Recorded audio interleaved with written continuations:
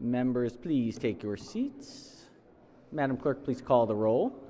Mr. President, All right, has everyone recorded their presence? Actually, Madam Secretary, could we ring the bells just in case anyone walked around?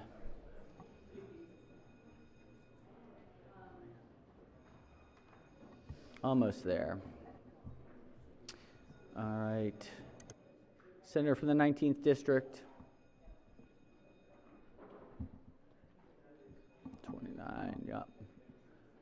Okay, clerk will take the call. With 44 members in the chamber and a quorum being present, the Senate of Maryland is now back in session. Don't believe we have any resolutions today, but we do have some introductions. Let's see, let's start with our introductions. Any introductions? No? Nothing? All right. Let's hear from the senator from the 37th District. Would this be the time to introduce the pages or time for? Sure, let's do that. Okay. Colleagues, this is the time to welcome our pages for the week. Our first page hails from Cecil County, District 36, Elkton High School. That's Kendall Gatow. Kendall? Welcome. Big round of applause. All right. Our next page hails from Kent County, District 36, Kent County High School. Madison Messick.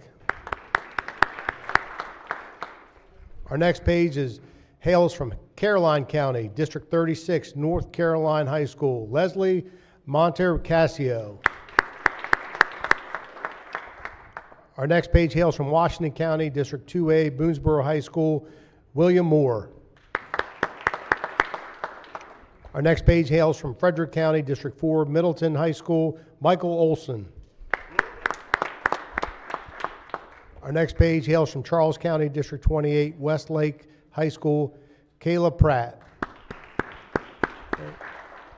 Our next page hails from Howard County, District 9A, River High School. Shruti Vadlakanda. Shruti. And our last page hails from Baltimore City, Carver Vocational Technical High School. Adain Vidal. Welcome back to our wonderful pages, and thank you all for joining us again. And we're going to have a nice, busy week, and there'll be in the next session of or the next stage of the session, kind of the final landing. Let's go back to the senator from the 37th District. Thank you, Mr. President. I'd just like to take a moment of personal privilege. Senator may proceed. So I would like to thank you, the ranking member, and everybody in this body for all the texts, comments, the love, and the support that you've given to me over the past week. Our family was in crisis as of last Tuesday, and my mother was chronically ill in to some illnesses she has succumbed to on Thursday night. It was a traumatic experience for not just myself, my family, but so many people in the community back home, particularly in that St. Michael's Easton area.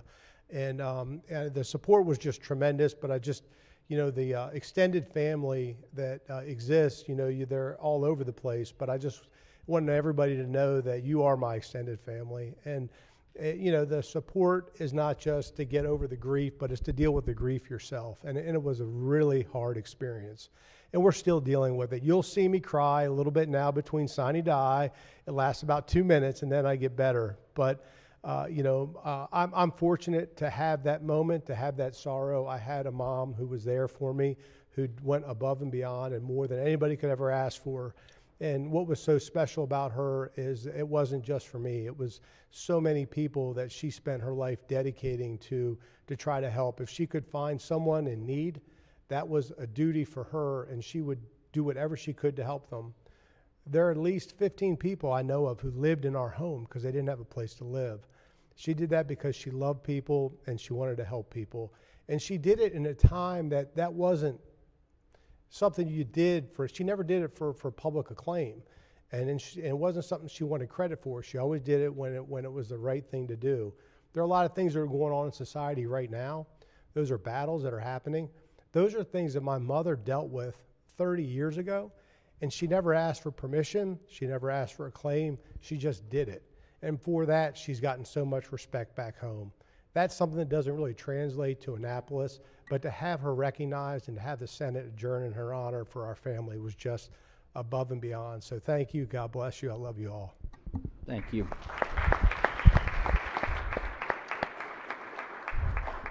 Thank you, Senator. And we were all grieving with you last week and know that they're still to come, but we're here for you. And sadly, unfortunately, as life continues, session continues, we know our friend from the 29th District is also dealing with a passing of a family member, which just is just, I think, caught everybody by surprise. And I know he's really hurting, and I know his wife's hurting. So the life continues, and we do the best we can. So thank you, Senator. Welcome back. We're glad you're here and understand as you navigate. All right. Anything else before we jump in today on this crossover day? I think we have a good day ahead. We got through a lot of work last week, so today's looking pretty reasonable. So let's go ahead and waive the reading of the journal from the prior legislative day. Let's get in all these House bills that are headed over. Start with calendar number 17. Clerk will read the bills. House Bill 175, Delegate Harrison, Occupational Licensing, Certification, Criminal History, Predetermination, Review, and Process. Majority Leader moves so be considered the reading of the bills. They will be referred to their appropriate standing committees. Clerk will read message number 19.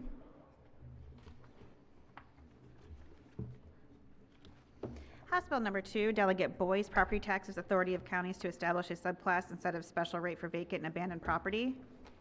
Majority Leader moves so be considered the reading of the bills. They'll be referred to their appropriate standing committees.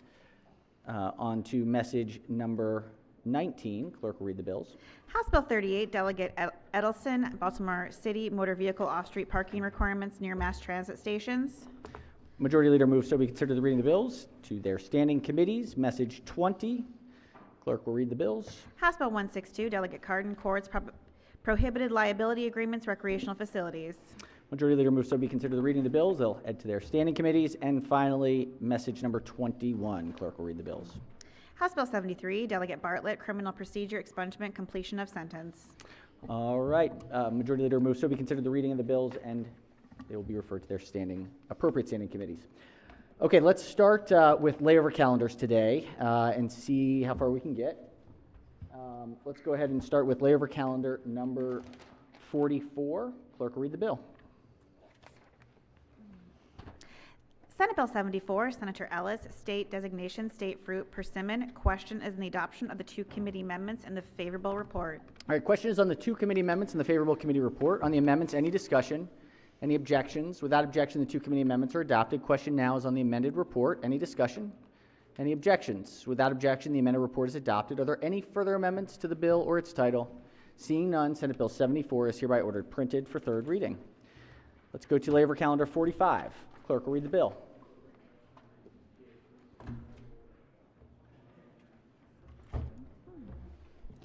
Senate Bill 1107, Senator M. Washington, Department of Housing and Community Development, Homeless Shelter Licensing Program Establishment. Questions on the adoption of the two committee amendments and the favorable report. Questions on the adoption of the two committee amendments and the favorable committee report. On the amendments, any discussion? Any objections? Without objection, the two committee amendments are adopted. Question now is on the amended report. Any discussion? Any objections? Without objection, the favorable committee report as amended is adopted. Are there any further amendments to the bill or its title? Seeing none, Senate Bill 1107 is hereby ordered printed for third reading. Let's go to special order calendar number 57. Clerk will read the bill.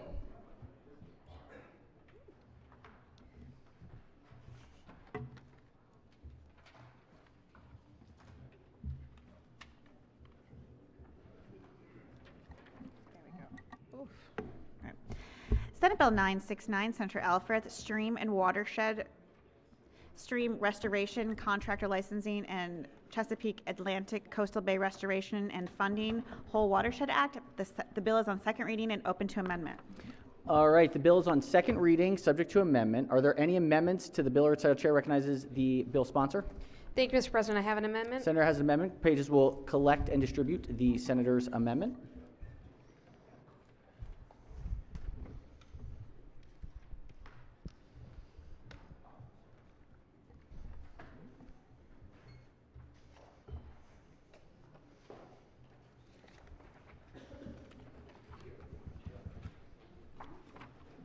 All right, Senator may explain the amendment.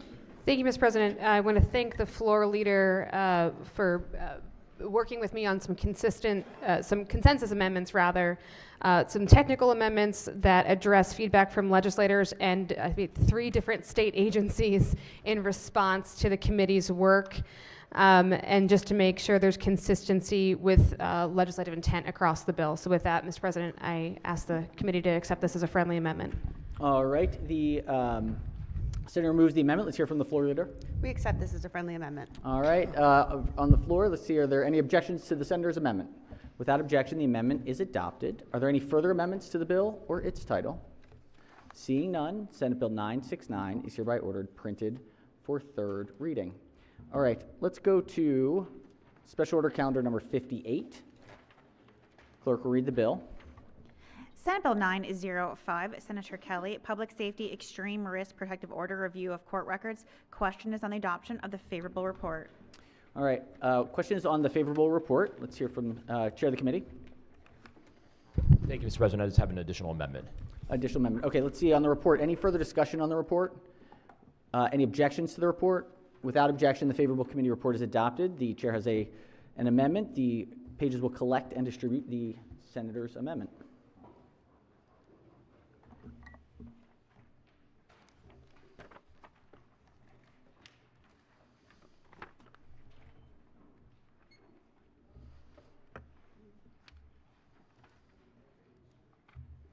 All right, Senator may explain the amendment. So this bill deals with information sharing between the court systems with the extreme risk protection order, protective orders, and an academic institution looking to do some research. And so a lot of the debate focused on privacy concerns, even though we contend that the IRBs have enough protections. We met this morning with the judiciary and with some of the institutions looking to do some of this research and some of the senators from the committee. We've reached a consensus on this amendment. And so what this amendment does, Mr. President, just simply says that you have to have an agreement. There's an MOU, essentially, that has to be entered into between the courts and the academic institution to protect that privacy. All move right. the amendment. Senator moves the amendment. This is a committee amendment. Any objections to the committee amendment? Without objection, the amendment is adopted. Are there any further amendments to the bill or its title? Seeing none, Senate Bill 905 is hereby ordered printed for third reading. All right, let's go to the second readers and see if we can clear these out. Let's start with Finance. Report number 34. Clerk will read the first bill. Senate Bill 117, Senator Bailey, Health Newborn Screening Program, CREB, Leukodystrophy. Favorable with 2 amendments. Recognizing the senator from District 12 is the floor leader. Thank you, Mr. President. Senate Bill 117, as amended, requires the Maryland Department of Health to screen newborns for new core conditions added by the Federal Human Services recommended uniform screening panel within 1 year and 6 months after the conditions added. The amendments make the bill an emergency bill. It also alters the process for newborn screening as just described. It strikes the specific provision for screening for Krabbe leukodystrophy and instead requires the department to implement screening for Krabbe within 1 year of the federal government's final newborn screening recommendation. Move the adoption of the amendments in the favorable committee report. All right, floor leader moves for the adoption of the 2 committee amendments in the favorable committee report. On the amendments, any discussion? Any objections? Without objection, the 2 committee amendments are adopted. Question now is on the amended report. Any discussion? Any objection? Without objection, the amended report is adopted. Are there any further amendments to the bill or its title? Seeing none, Senate Bill 117 is hereby ordered printed for third reading. Clerk, read the next bill. Senate Bill 473, the President Economic Development Entrepreneurial Innovation Programs Established Pavel Lapierre Legacy of Innovation Act of 2024. Favorable with 1 amendment. Recognizing the chair of the committee is the floor leader. Thank you, Mr. President. As amended, Senate Bill 473 is an administration bill, establishes the Pavel Lapierre Innovation Acceleration Grant Program and the Baltimore Innovation Initiative Pilot Program. Both programs are administered by TEPCO and provide funding for certain technology startup companies each fiscal year. Amendment 1 limits eligibility for the Pavel Lapierre Innovation Acceleration Grant Program to startup companies founded by students, alters the fee that an institution of higher education must pay to participate in the Baltimore Innovation Initiative Pilot Program, and makes technical corrections. There was no opposition at the committee hearing. I move the amendment and the adoption of the favorable committee report. Floor leader moves for the adoption of the 1 committee amendment in the favorable committee report. On the amendment, any discussion? Any objection? Without objection, the 1 committee amendment is adopted. Question now is on the amended report. Any discussion? Any objections? Without objection, the favorable committee report is adopted. Are there any further amendments to the bill or its title? Seeing none, Senate Bill 473 is hereby ordered printed for third reading. Clerk, read the next bill. Senate Bill 1071, Senator McKay, Hospitals Opioid Overdose Medication Assisted Treatment, favorable with 3 amendments. Recognize the Vice Chair of the Committee is the floor leader. Thank you, Mr. President and members of the Senate. Senate Bill 1071 requires hospitals to establish and maintain protocols and capacity to provide appropriate evidence-based interventions that reduce the risk of subsequent harm and fatality following an opioid-related overdose before discharging a patient, to possess at least one formulation of certain medication-assisted treatment, and to treat a patient who presents in a hospital emergency room for an opioid-related overdose. Amendment number 1 is technical. Amendment number 2 alters definition, is clarifying, strikes the requirement that a hospital dispense, administer, and prescribe medication. Assisted treatment requires a protocol established by a hospital to use certain uniform practices for screening, and requires a hospital to make referrals and work with peer support professionals before discharging a patient diagnosed with an opioid use disorder.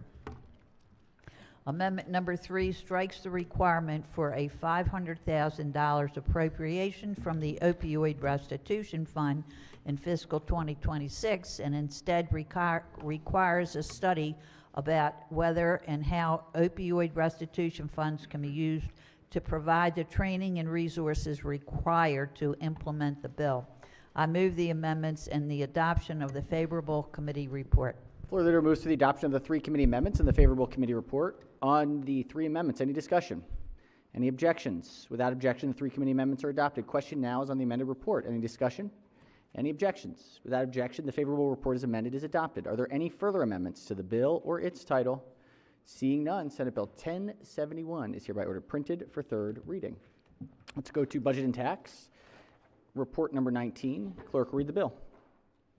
Senate Bill 1076, Senator Quarterman, Sales and Use Tax, Electricity to charge electric vehicles, Transportation Trust Fund, favorable with 2 amendments.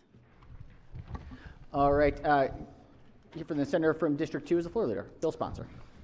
Thank you, Mr. President. Senate Bill 1076 requires the comptroller to distribute to the Transportation Trust Fund the sales and use tax collections attributable to the sale of electricity at electrical vehicle charging station were used to charge electric vehicle and not sold under a residential or domestic rate schedule or filed with the Public Service Commission. The bill takes effect July 1, 2024. There are 2 committee amendments. Amendment number 1 makes a technical change to the bill. Amendment number 2 requires the comptroller to determine the method of calculating the sales and use tax attributable to the sale of electricity in an electrical vehicle. It also requires the comptroller to distribute the sales and use tax collected in a manner consistent with the recommendations of the Electric Vehicle Supply Work Group established in Senate Bill 951, and established that bill is effective contingent upon the passage of Senate Bill 951. Move adoption of the 2 amendments in the favorable committee report. Floor leader moves for the adoption of the 2 committee amendments and the favorable committee report. On the amendments, any discussion? Any objections? Without objection, the 2 committee amendments are adopted. Question now is on the amended report. Any discussion? Any objections? Without objection, the amended report is adopted. Are there any further amendments to the bill or its title? Seeing none, Senate Bill 1076 is hereby ordered printed for third reading.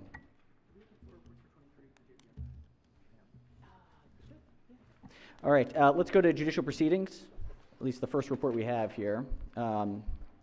This is report number 23. Clerk will read the first bill. Senate Bill 11, Senator Carter, Criminal Procedure, Partial Expungement, favorable with 2 amendments. Recognize the bill sponsor as the floor leader. Thank you, Mr. President. The bill, as amended, provides that the Department of Public Safety and Correctional Services and the Maryland Judiciary may not engage in procurement related to the central repository, the Judicial Case Management System, or any successor database that serves the same purpose as those systems, including procurement of information for technology services, supplies, software, or equipment that is not compatible with the partial expungement of charges within a unit of charges. There are 2 committee amendments. The first is technical. Amendment number 2 strikes the provisions of the bill and adds the specified procurement language. I would move the adoption of the two committee amendments and the favorable committee report. Floor leader moves for the adoption of the two committee amendments and the favorable committee report. On the amendments, any discussion? Any objections? Without objection, the two committee amendments are adopted. Question now is on the amended report. Any discussion? Any objections? Without objection, the amended report is adopted. Are there any further amendments to the bill or its title? Seeing none, Senate Bill 11 is hereby ordered printed for third reading. Clerk, read the next bill. Senate Bill 123, Senator Carter, Criminal Procedure Petition to Reduce Sentence, favorable with one amendment. Recognize the bill sponsors, the floor leader. Thank you, Mr. President. The bill as amended allows an individual to file up to 2 petitions to reduce a sentence if the individual meets certain criteria. The first is that the petitioner would have had to have served at least 20 years before filing a petition and getting a hearing on a petition to reduce the sentence. The second is that the defendant would be able to file a second petition at the age of 60, also having served at least 20 years at that time. The committee amendment alters the eligibility to file a petition and caps the number of petitions that an individual may file under the bill. I would move the committee amendment and the favorable committee report. Floor leader moves for the adoption of the one committee amendment and the favorable committee report. On the amendment, chair recognizes the minority whip. Thank you, Mr. President. I would just ask that the bill and the amendment lie over under the rule. Motion is in order. The bill and the amendment will lie over under the rule. Clerk, read the next bill. Senate Bill 190, Senator Muse, Law Enforcement Wellness Checks Requirements, favorable with 2 amendments. Recognizing the bill sponsors, the floor leader. Thank you, Mr. President. This bill requires a law enforcement agency that receives a qualified request for a wellness check of an individual to conduct a wellness check of the individual within a reasonable amount of time after receiving the request. If the individual is located in the law enforcement agency's jurisdiction, or if the individual is not located in the law enforcement agency's jurisdiction, promptly provide the person who made the request with contact information for the law enforcement agency that does have jurisdiction over the location. Committee amendments, there are 2 amendments. The first one is technical, and amendment number 2 alters the requirements for an agency receiving a qualified request. Move favorable the bill and the 2 amendments. Floor leader moves to the adoption of the 2 committee amendments and the favorable committee report. On the amendments, any discussion? Any objections? Without objection, the 2 committee amendments are adopted. Question now is on the amended report. Any discussion? Any objections? Without objection, the amended report is adopted. Are there any further amendments to the bill or its title? Seeing none, Senate Bill 190 is hereby ordered printed for third reading. Clerk, read the next bill. Senate Bill 538, Senator Waldstreicher, Civil Actions, Non-Economic Damages, Personal Injury, and Wrongful Death, favorable with 2 amendments. Recognizing the bill sponsors, the floor leader. Thank you, Mr. President. This bill, as amended, raises the caps on non-economic damages in civil actions for personal injury or wrongful death from $935,000 to $1,750,000 for claims that arise after the bill's effective date. The cap will increase on October 1 by $20,000 each October thereafter. The bill does not alter caps on damages in medical malpractice cases, which are addressed in a different statute. There are 2 committee amendments. Amendment number 1 is technical. Amendment number 2 sets the cap limitation at $1.75 million and a yearly escalator at $20,000. Mr. President, I move the 2 committee amendments and the favorable committee report. Floor leader moves to the adoption of the 2 committee amendments and the favorable committee report. On the amendments, any discussion? Yes, Chair recognizes Senator from District 2 on the amendments. Well, you may have to adopt. I want to see if we can lie this bill under the rule. Motion is in order. The bill and the amendments will lie over under the rule. Clerk, read the next bill. Senate Bill 1098, Senator Smith, Correctional Services, Diminution Credits, Sexual Offenses, favorable. Recognizing the bill sponsors, the floor leader. Thank you, Mr. President. This bill prohibits an incarcerated individual who is serving a sentence for first-degree rape that occurred on or before October 1st, 2024, the effective date of the bill, in a state or local correctional facility from earning diminution credits to reduce the incarcerated individual's term of confinement. There are no committee amendments and move for the adoption of the favorable committee report. Floor leader moves for the adoption of the favorable committee report. Any discussion? Any objections? Without objection, the favorable committee report is adopted. Are there any amendments to the bill or its title? Seeing none, Senate Bill 1098 is hereby ordered printed for third reading. Let's go to we have some House bills that were delivered. This is message number 22. If we could just read the bills.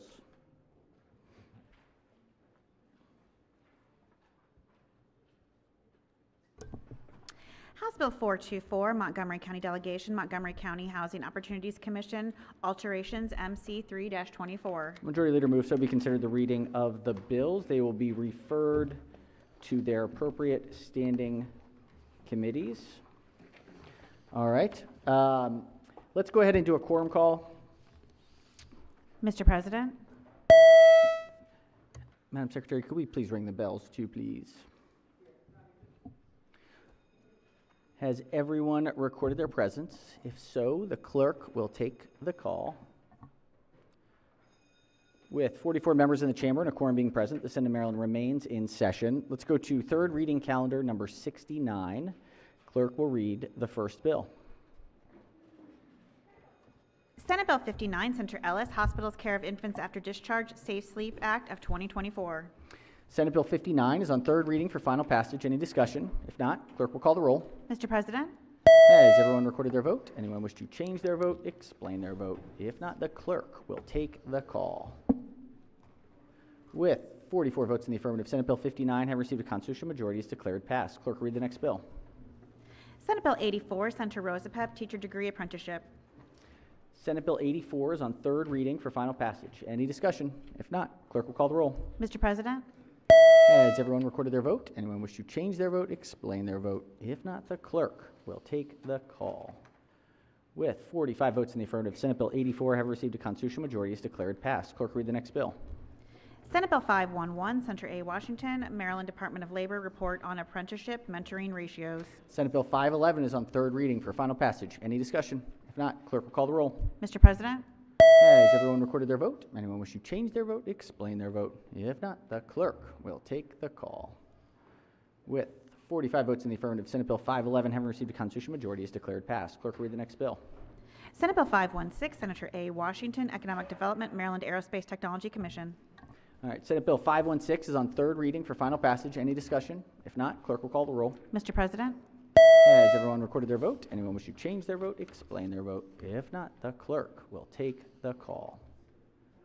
With 45 votes in the affirmative, Senate Bill 516 having received a constitutional majority is declared passed. Clerk will read the next bill. Senate Bill 594, Senator Hershey, Maryland Medical Assistance Program Coverage for the Treatment of Obesity Required Study.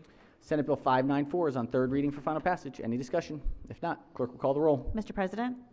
Has everyone recorded their vote? Anyone wish to change their vote, explain their vote? If not, the clerk will take the call. With 45 votes in the affirmative, Senate Bill 594 having received a constitutional majority is declared passed. Clerk will read the next bill. Senate Bill 790, Senator Klossmeyer, Maryland Medical Assistance Program, Employed Individuals with Disabilities. Senate Bill 790 is on third reading for final passage. Any discussion? If not, clerk will call the roll. Mr. President? Has everyone recorded their vote? Anyone wish to change their vote, explain their vote? If not, the clerk will take the call. With 45 votes in the affirmative, Senate Bill 790 having received a constitutional majority is declared passed. Clerk will read the next bill.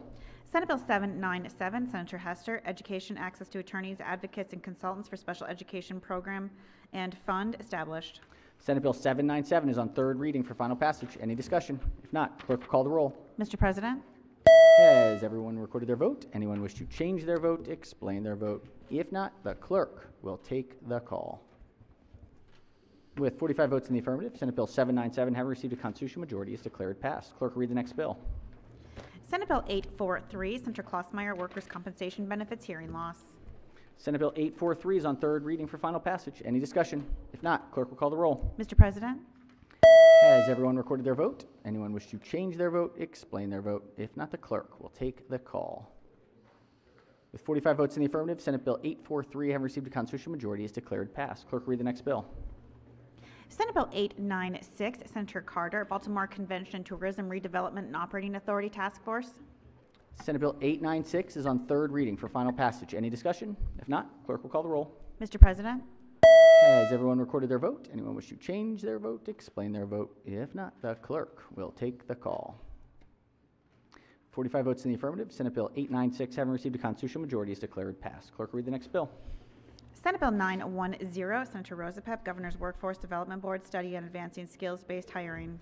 Senate Bill 910 is on third reading for final passage. Any discussion? If not, clerk will call the roll. Mr. President?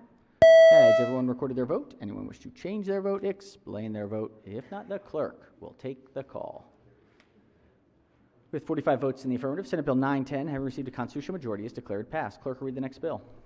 Senate Bill 952 is Senator Hedelman, Assisted Living Programs, Assisted Living Refers, Requirements, and Prohibitions. Senate Bill 952 is on third reading for final passage. Any discussion? If not, clerk will call the roll. Mr. President?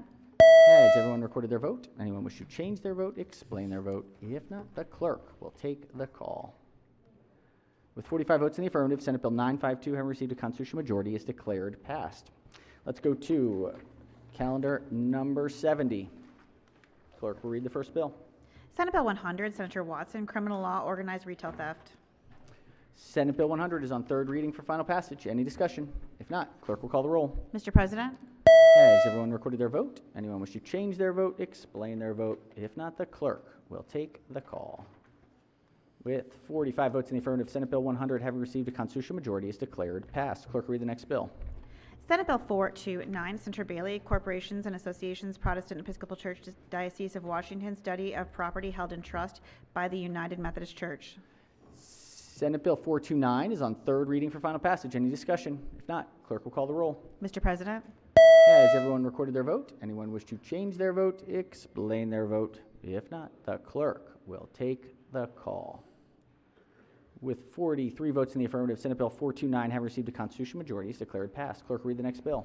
Senate Bill 532, Senator Gallion, Commission to Advance Lithium-Ion Battery Safety in Maryland. Senate Bill 532 is on third reading for final passage. Any discussion? If not, clerk will call the roll. Mr. President? Has everyone recorded their vote? Anyone wish to change their vote, explain their vote? If not, the clerk will take the call. With 45 votes in the affirmative, Senate Bill 532, having received a constitutional majority, is declared passed. Clerk will read the next bill. Senate Bill 614, Senator Beidel, Maryland Medical Assistance Program and Health Insurance Coverage for Prosthesis So Everybody Can Move Act. Senate Bill 614 is on third reading for final passage. Any discussion? If not, clerk will call the roll. Mr. President? Has everyone recorded their vote? Anyone wish to change their vote, explain their vote? If not, the clerk will take the call. With 44 votes in the affirmative, Senate Bill 614, having received a constitutional majority, is declared passed. Clerk will read the next bill. Senate Bill 628, Senator Guile, State Finance, Catastrophic Event Account and Federal Government Shutdown, Employee Assistance Loan Fund, Non-Civilian Federal Employees. Senate Bill 628 is on third reading for final passage. Any discussion? If not, clerk will call the roll. Mr. President? Has everyone recorded their vote? Anyone wish to change their vote, explain their vote? If not, the clerk will take the call. With 44 votes in the affirmative, Senate Bill 628, having received a constitutional majority, is declared passed. Clerk will read the next bill. Senate Bill 723, Senator Benson, Baby Food, Toxic Heavy Metals, Testing and Labeling, Rudy's Law. Senate Bill 723 is on third reading for final passage. Any discussion? If not, clerk will call the roll. Mr. President? Has everyone recorded their vote? Anyone wish to change their vote, explain their vote? If not, the clerk will take the call. With 45 votes in the affirmative, Senate Bill 723, having received a constitutional majority, is declared passed. Clerk will read the next bill. Senate Bill 751, Senator Klossmeyer, Public Health, Opioid Restitution Advisory Council and Fund, Revisions. Senate Bill 751 is on third reading for final passage. Any discussion? If not, clerk will call the roll. Mr. President? Has everyone recorded their vote? Anyone wish to change their vote, explain their vote? If not, the clerk will take the call. With 45 votes in the affirmative, Senate Bill 751, having received a constitutional majority, is declared passed. Clerk will read the next bill. Senate Bill 849, Senator Quarterman, Local Government Tort Claims Act, Hagerstown Multi-Use Sports and Events Facilities. Senate Bill 849 is on third reading for final passage. Any discussion? If not, clerk will call the roll. Mr. President? Has everyone recorded their vote? Anyone wish to change their vote, explain their vote? If not, the clerk will take the call. With 44 votes in the affirmative, Senate Bill 849, having received a constitutional majority, is declared passed. Clerk, read the next bill. Senate Bill 854, Washington County Senators, Agricultural Nuisance Insects. Senate Bill 854 is on third reading for final passage. Any discussion? If not, clerk will call the roll. Mr. President? Has everyone recorded their vote? Anyone wish to change their vote, explain their vote? If not, the clerk will take the call. With 45 votes in the affirmative, Senate Bill 854, having received a constitutional majority, is declared passed. Clerk, read the next bill. Senate Bill 891, Senator McCray, Transportation Mobility Link Paratransit Services Improvements Study. Senate Bill 891 is on third reading for final passage. Any discussion? If not, clerk will call the roll. Mr. President?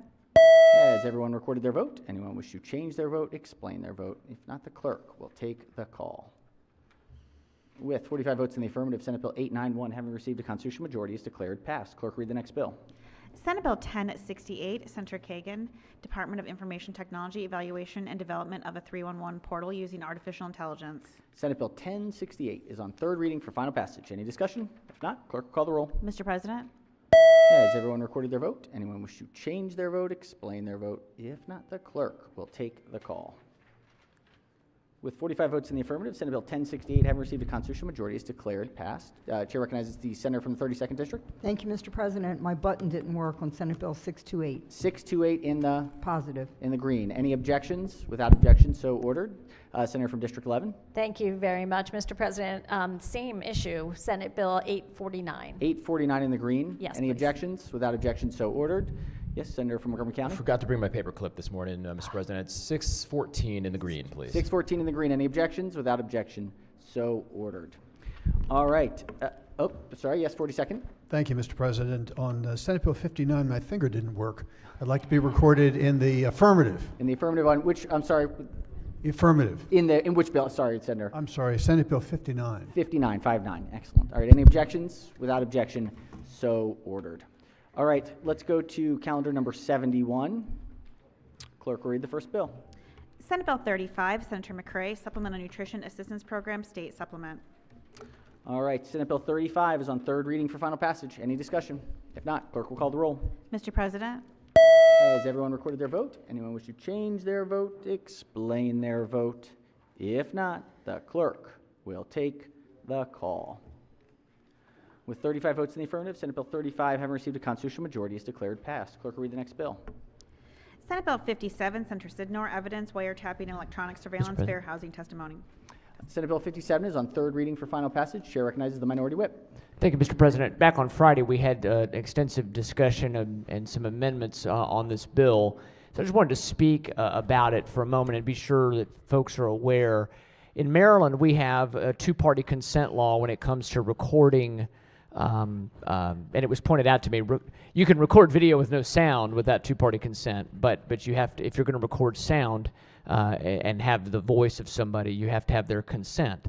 There are a few exceptions, and they're very narrow, and up till now, my understanding is they're all for criminal activity, criminal law, and many times it requires a court order.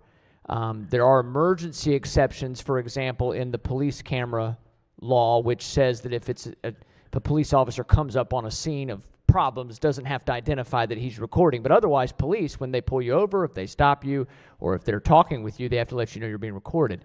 This bill is empowering housing authorities in our counties and in the state to employ volunteers, nonprofit folks, and others who have no training to speak of. This is empowering them to go in and wiretap, but only in this very narrow area of housing and housing discrimination. And housing discrimination is bad, but there's a whole lot of bad things we don't allow people to wiretap you without your knowledge for, including things like it was brought up on the floor, domestic violence, other types of situations where if I suspect there's organized crime, if I suspect someone is giving young people vapes or cigarettes, which is a serious issue, you can't go in and just start wiretapping and trying to show that that's happening.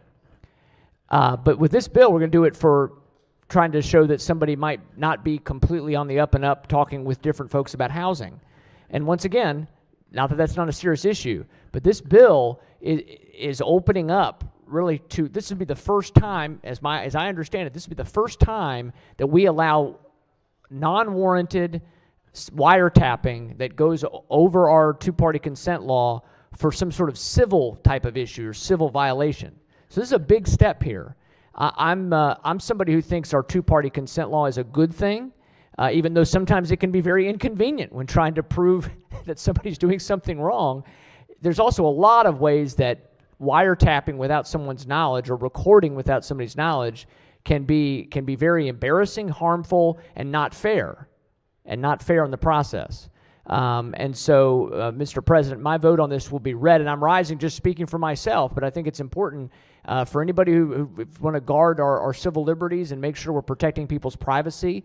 I think if we'd been able to have an amendment to require a court order, that would have made this bill much more palatable, and I could have voted for it. But I will be voting red on this bill. Thank you, Mr. President. Thank you, Senator. All right, the bill remains on third reading for final passage. Any further discussion? Yes, Chair recognizes the senator from District 11. Thank you very much, Mr. President. I am also very torn about this bill, and I think it's a slippery slope. I have resisted so far opening this up, even for domestic violence, and when thinking about whether we should go down this route in terms of a non-criminal action, I share the concerns of my colleague. So I just wanted to comment on that. Thank you. All right, on the bill, any further discussion? If not, the clerk will call the roll. Mr. President, Has everyone recorded their vote? Anyone wish to change their vote, explain their vote? If not, the clerk will take the call.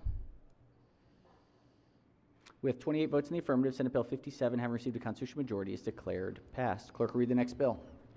Senate Bill 289, Chair, Budget and Taxation Committee, State Department of Assessments and Taxation, Office of the Director, Administrative Expenses. Senate Bill 289 is on third reading for final passage. Any discussion?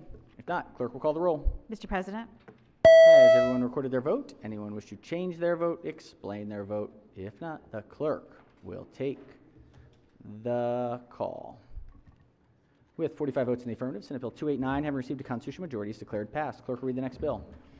Senate Bill 579, Senator Gazzone, Primary and Secondary Education Breakfast and Lunch Programs, Universal Expansion Report. Senate Bill 579 is on third reading for final passage. Any discussion? If not, clerk will call the roll. Mr. President, Has everyone recorded their vote? Anyone wish to change their vote, explain their vote? If not, the clerk will take the call.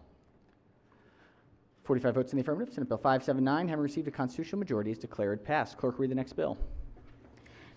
Senate Bill 597, Senator Gazzone, Human Services, Individuals with Disabilities and Service Disabled Veterans Voting Fund.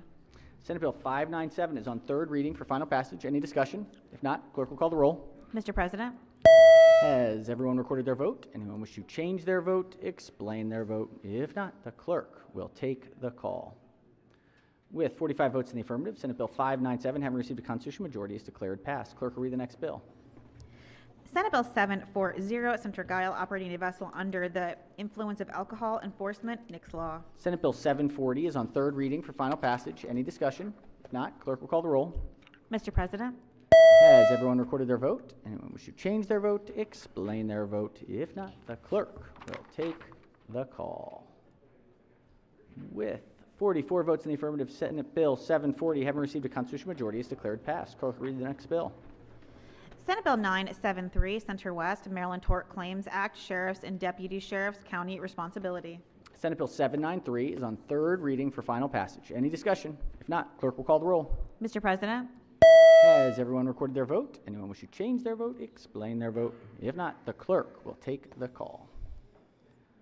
With 44 votes in the affirmative, Senate Bill 793, having received a constitutional majority, is declared passed. Clerk will read the next bill. Senate Bill 808, Senator Carrozza, Anaerobic Digestion Technology, Coordination and Guidance. Senate Bill 808 is on third reading for final passage. Any discussion? If not, clerk will call the roll. Mr. President, Has everyone recorded their vote? Anyone wish to change their vote, explain their vote? If not, the clerk will take the call. With 45 votes in the affirmative, Senate Bill 808, having received a constitutional majority, is declared passed. Clerk will read the next bill. Senate Bill 837, Senator McKay, Deep Creek Lake, Lower Lake Levels Requirement and Impact Study. Senate Bill 837 is on third reading for final passage. Any discussion? If not, clerk will call the roll. Mr. President, Has everyone recorded their vote? Anyone wish to change their vote, explain their vote? If not, the clerk will take the call. With 45 votes in the affirmative, Senate Bill 837, having received a constitutional majority, is declared passed. Clerk will read the next bill. Senate Bill 855, Washington County Senators, Washington County Board of License Commissioners Membership. Senate Bill 855 is on third reading for final passage. Any discussion? If not, clerk will call the roll. Mr. President, Has everyone recorded their vote? Anyone wish to change their vote, explain their vote? If not, the clerk will take the call. With 45 votes in the affirmative, Senate Bill 855, having received a constitutional majority, is declared passed. Clerk, read the next bill. Senate Bill 1039, Frederick County Senators, Frederick County Juveniles Truancy Reduction Pilot Program. Senate Bill 1039 is on third reading for final passage. Any discussion? If not, clerk will call the roll. Mr. President, Has everyone recorded their vote? Anyone wish to change their vote? Explain their vote. If not, the clerk will take the call. With 45 votes in the affirmative, Senate Bill 1039, having received a constitutional majority, is declared passed. Mr. President, Yes, Senator from 35th. somehow I missed 740. Like to be in the green, please. 740 in the green. Any objections? Without objections, so ordered. Any others? Nope. All right, let's go to calendar number 72. Clerk will read the first bill. Senate Bill 9, Senator Watson, Prince George's County Alcoholic Beverage Licenses, Nonprofit Organizations. Senate Bill 9 is on third reading for final passage. Any discussion? If not, clerk will call the roll. Mr. President, Has everyone recorded their vote? Anyone wish to change their vote? Explain their vote. If not, the clerk will take the call. With 45 votes in the affirmative, Senate Bill 9, having received a constitutional majority, is declared passed. Clerk will read the next bill. Senate Bill 107, Senator James, Commercial Law Statutory Liens, Motor Vehicles Towed or Removed from Parking Lots. Senate Bill 107 is on third reading for final passage. Any discussion? If not, clerk will call the roll. Mr. President, Has everyone recorded their vote? Anyone wish to change their vote? Explain their vote. If not, the clerk will take the call. With 45 votes in the affirmative, Senate Bill 107, having received a constitutional majority, is declared passed. Clerk, read the next bill. Senate Bill 470, the President, Growing Apprenticeships and the Public Safety Workforce Gaps Act.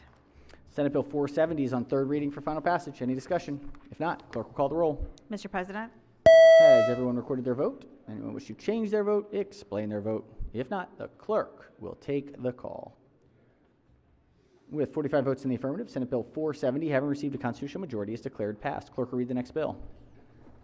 Senate Bill 551, Senator Sidnor, Criminal Procedure, Committed Persons, Release Proceedings. Senate Bill 551 is on third reading for final passage. Any discussion? If not, clerk will call the roll. Mr. President, Has everyone recorded their vote? Anyone wish to change their vote? Explain their vote. If not, the clerk will take the call. With 45 votes in the affirmative, Senate Bill 551, having received a constitutional majority, is declared passed. Clerk will read the next bill. Senate Bill 890, Chair, Judicial Proceedings, Compensation for Individuals Erroneously Convicted, Alterations. Senate Bill 890 is on third reading for final passage. Any discussion? If not, clerk will call the roll. Mr. President, Has everyone recorded their vote? Anyone wish to change their vote? Explain their vote. If not, the clerk will take the call. With 45 votes in the affirmative, Senate Bill 890, having received a constitutional majority, is declared passed. Clerk will read the next bill. Senate Bill 894, Senator Carter, Baltimore City, Control Over Powers of Police Commissioner. Senate Bill 894 is on third reading for final passage. Any discussion? If not, clerk will call the roll. Mr. President, Has everyone recorded their vote? Anyone wish to change their vote? Explain their vote. If not, the clerk will take the call.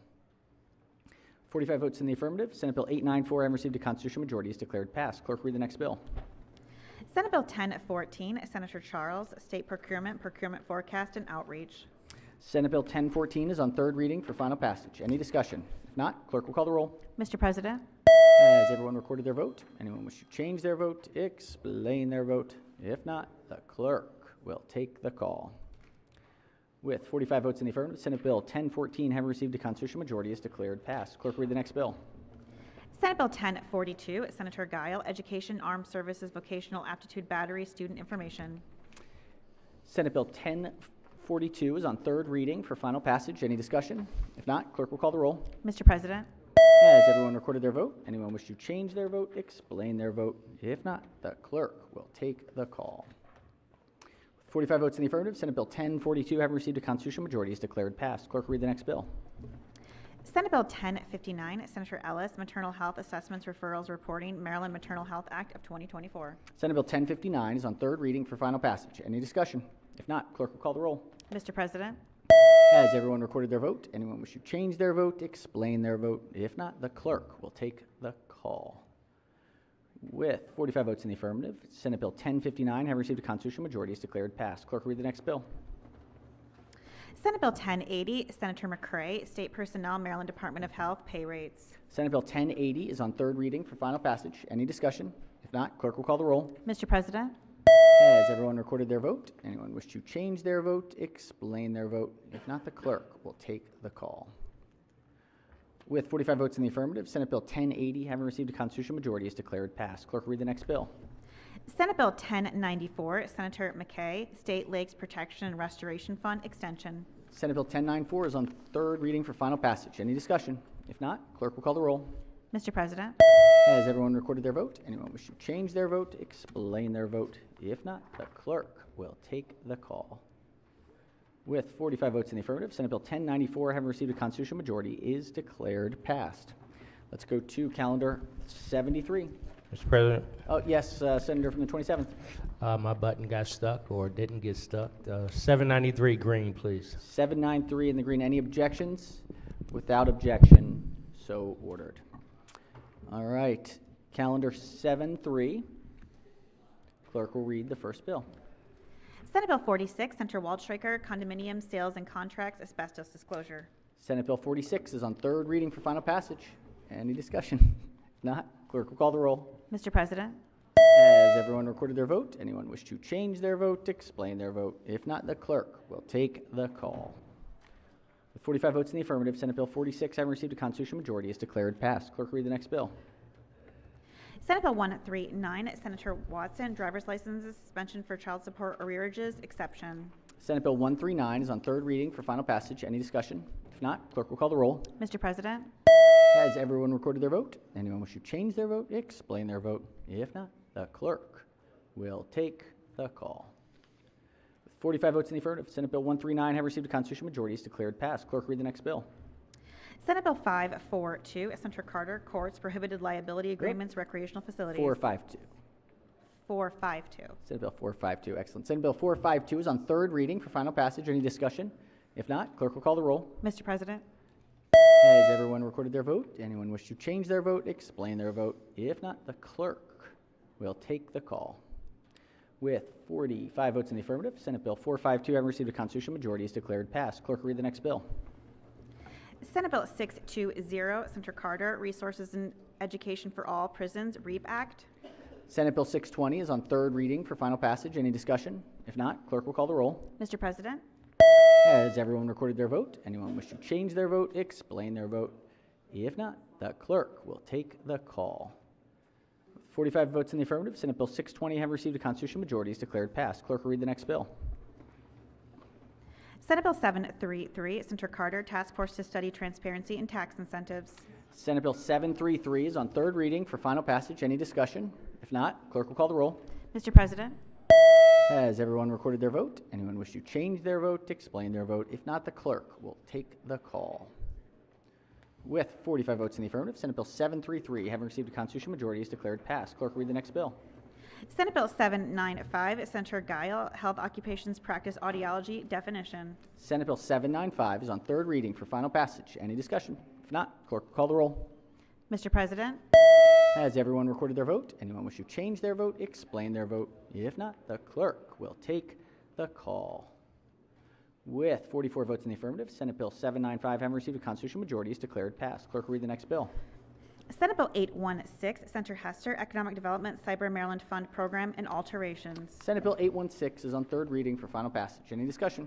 If not, clerk will call the roll. Mr. President, Has everyone recorded their vote? Anyone wish to change their vote, explain their vote? If not, the clerk will take the call. With 45 votes in the affirmative, Senate Bill 816, having received a constitutional majority, is declared passed. Clerk will read the next bill. Senate Bill 892, Senator McCray, School Construction Public Charter School Facility Fund Establishment. Senate Bill 892 is on third reading for final passage. Any discussion? If not, clerk will call the roll. Mr. President, Has everyone recorded their vote? Anyone wish to change their vote, explain their vote? If not, the clerk will take the call. With 45 votes in the affirmative, Senate Bill 892, having received a constitutional majority, is declared passed. Clerk will read the next bill. Senate Bill 944, Senator Kelly, Non-Prescription Drugs and Devices Provision by Registered Nurses and Sale of Contraceptives through Automatic Devices. Senate Bill 944 is on third reading for final passage. Any discussion? If not, clerk will call the roll. Mr. President, Has everyone recorded their vote? Anyone wish to change their vote, explain their vote? If not, the clerk will take the call. With 45 votes in the affirmative, Senate Bill 944, having received a constitutional majority, is declared passed. Clerk, read the next bill.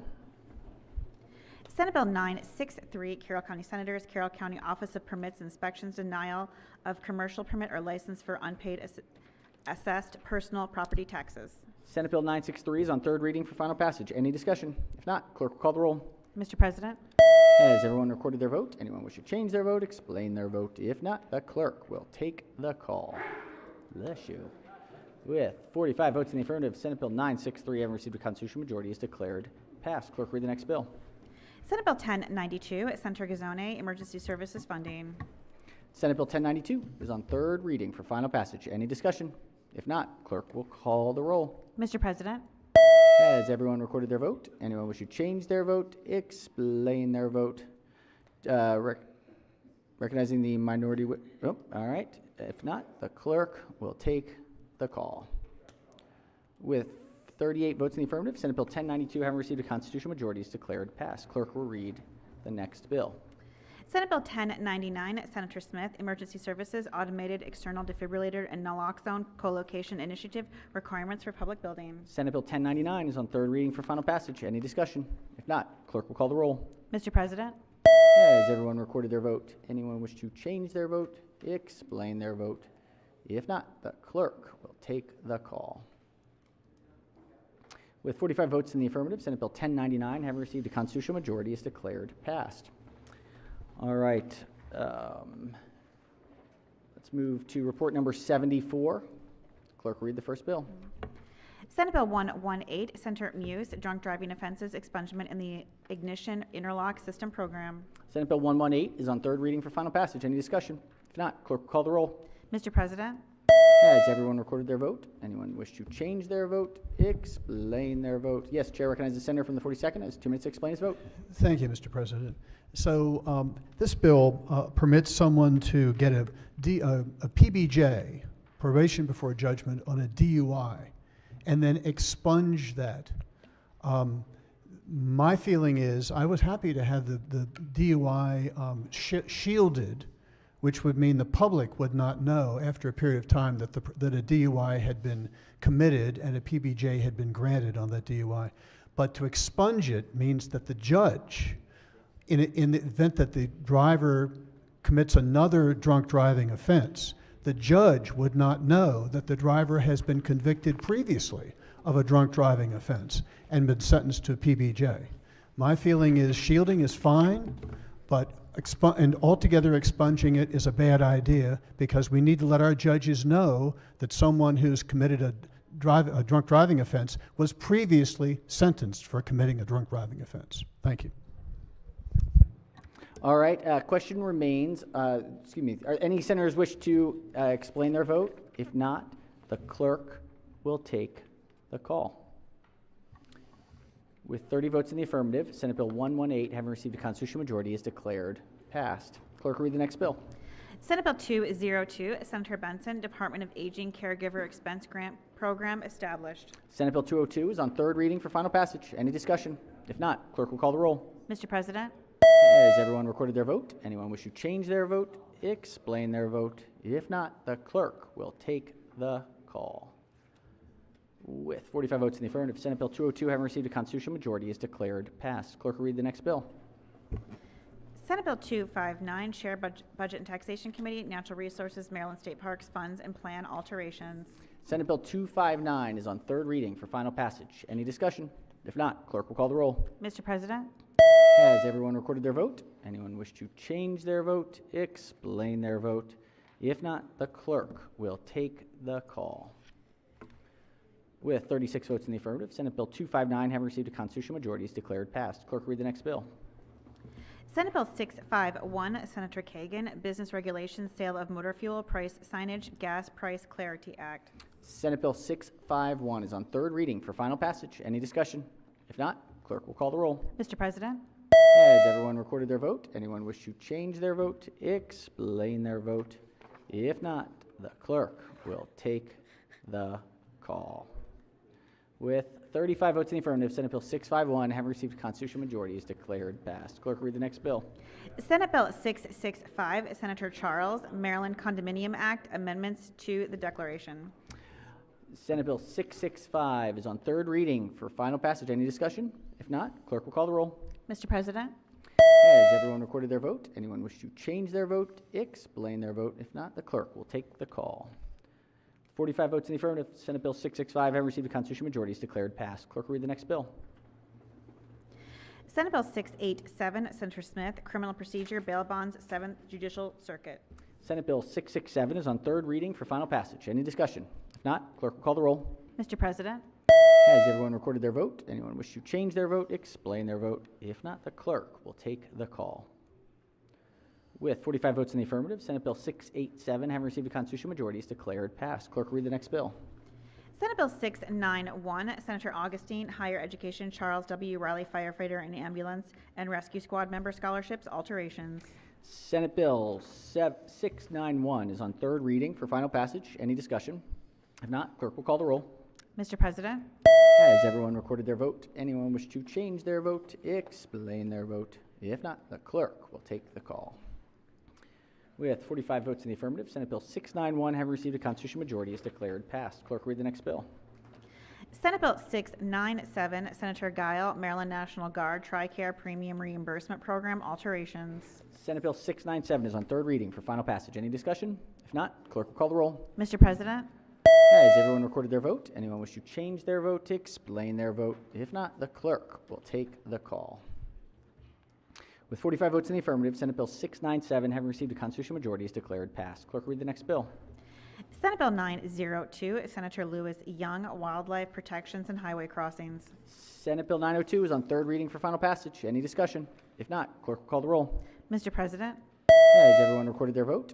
Anyone wish to change their vote, explain their vote? If not, the clerk will take the call.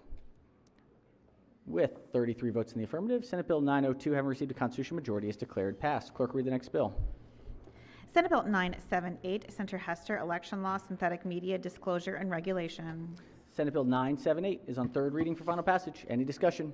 If not, clerk will call the roll. Mr. President, Has everyone recorded their vote? Anyone wish to change their vote, explain their vote? If not, the clerk will take the call. With 44 votes in the affirmative, Senate Bill 978, having received a constitutional majority, is declared passed. Clerk, read the next bill. Senate Bill 1009, Senator Feldman, Task Force on Responsible Use of Natural Psychedelic Substances. Senate Bill 1009 is on third reading for final passage. Any discussion? If not, clerk will call the roll. Mr. President, Has everyone recorded their vote? Anyone wish to change their vote, explain their vote? If not, the clerk will take the call. With 45 votes in the affirmative, Senate Bill 1009, having received a constitutional majority, is declared passed. All right, let's go to calendar 75. Mr. President, Yes, Senator from the 4th District. if I could, I'd like to be recorded on Senate Bill 1092 in the red.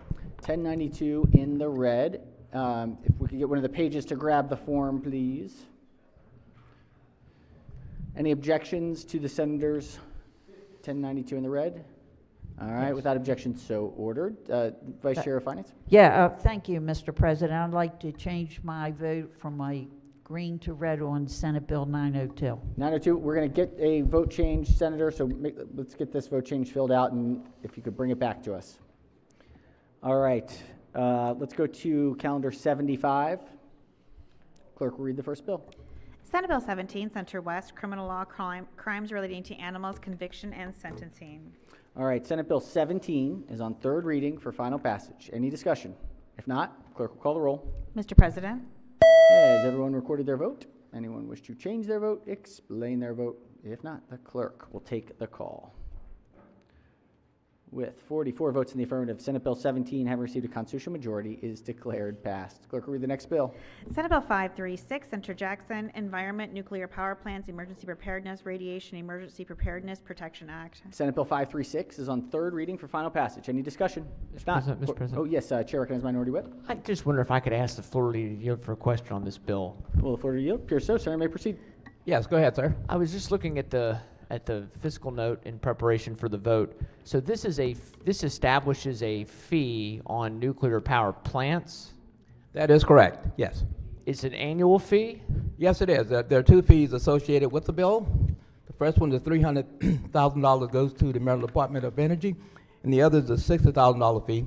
But it's indexed for inflation, and it's annually, and it is per power plant. So like, for instance, Calvert Cliffs, one plant, but 2 reactors, they would just be charged the $300,000 fee. And what does the fee goes to the Department of Energy for what purpose?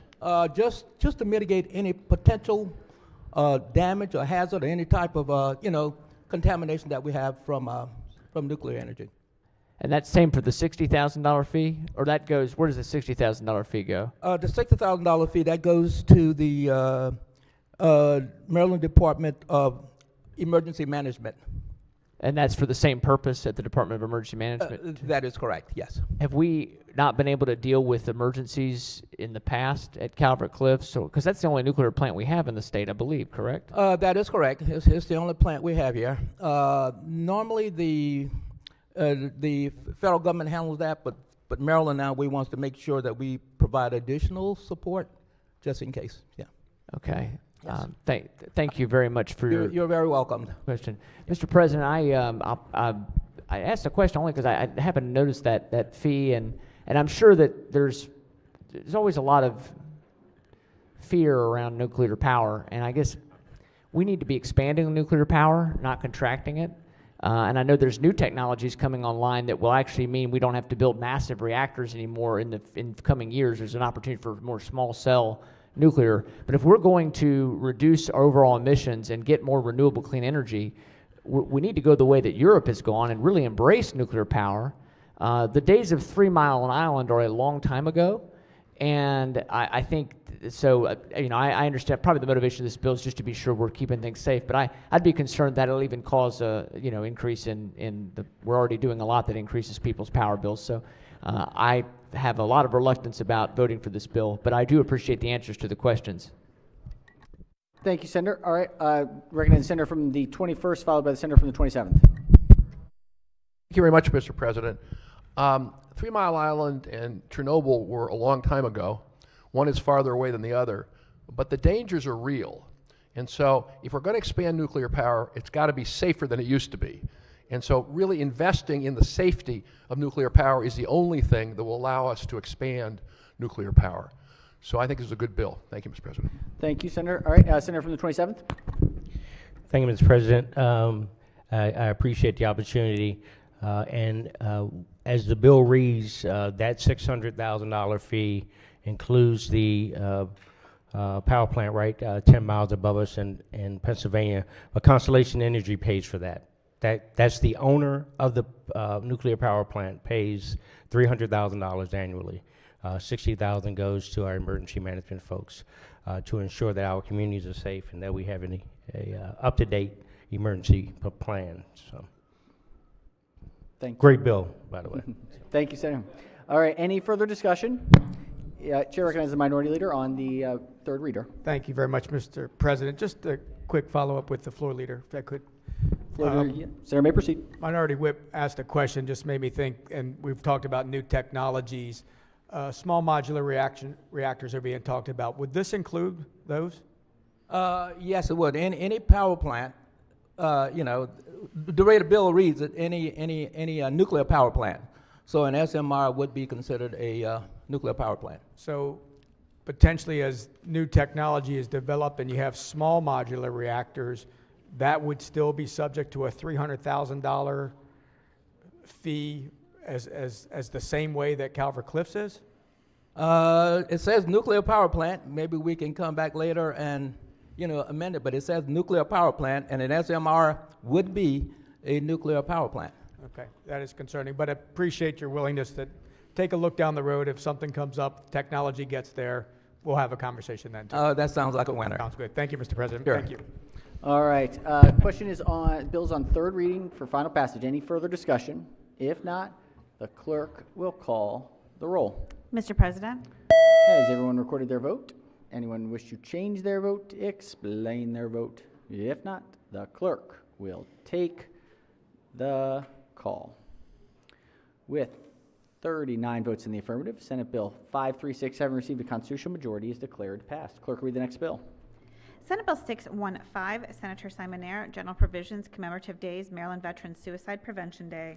Senate Bill 615 is on third reading for final passage. Any discussion? If not, clerk will call the roll. Mr. President, Has everyone recorded their vote? Anyone wish to change their vote, explain their vote? If not, oh yes, Chair recognizes the senator from the 23rd District. To explain 2 my minutes. vote, thank you, Mr. President. Colleagues, you know, for several years now, we've had these commemorative day bills.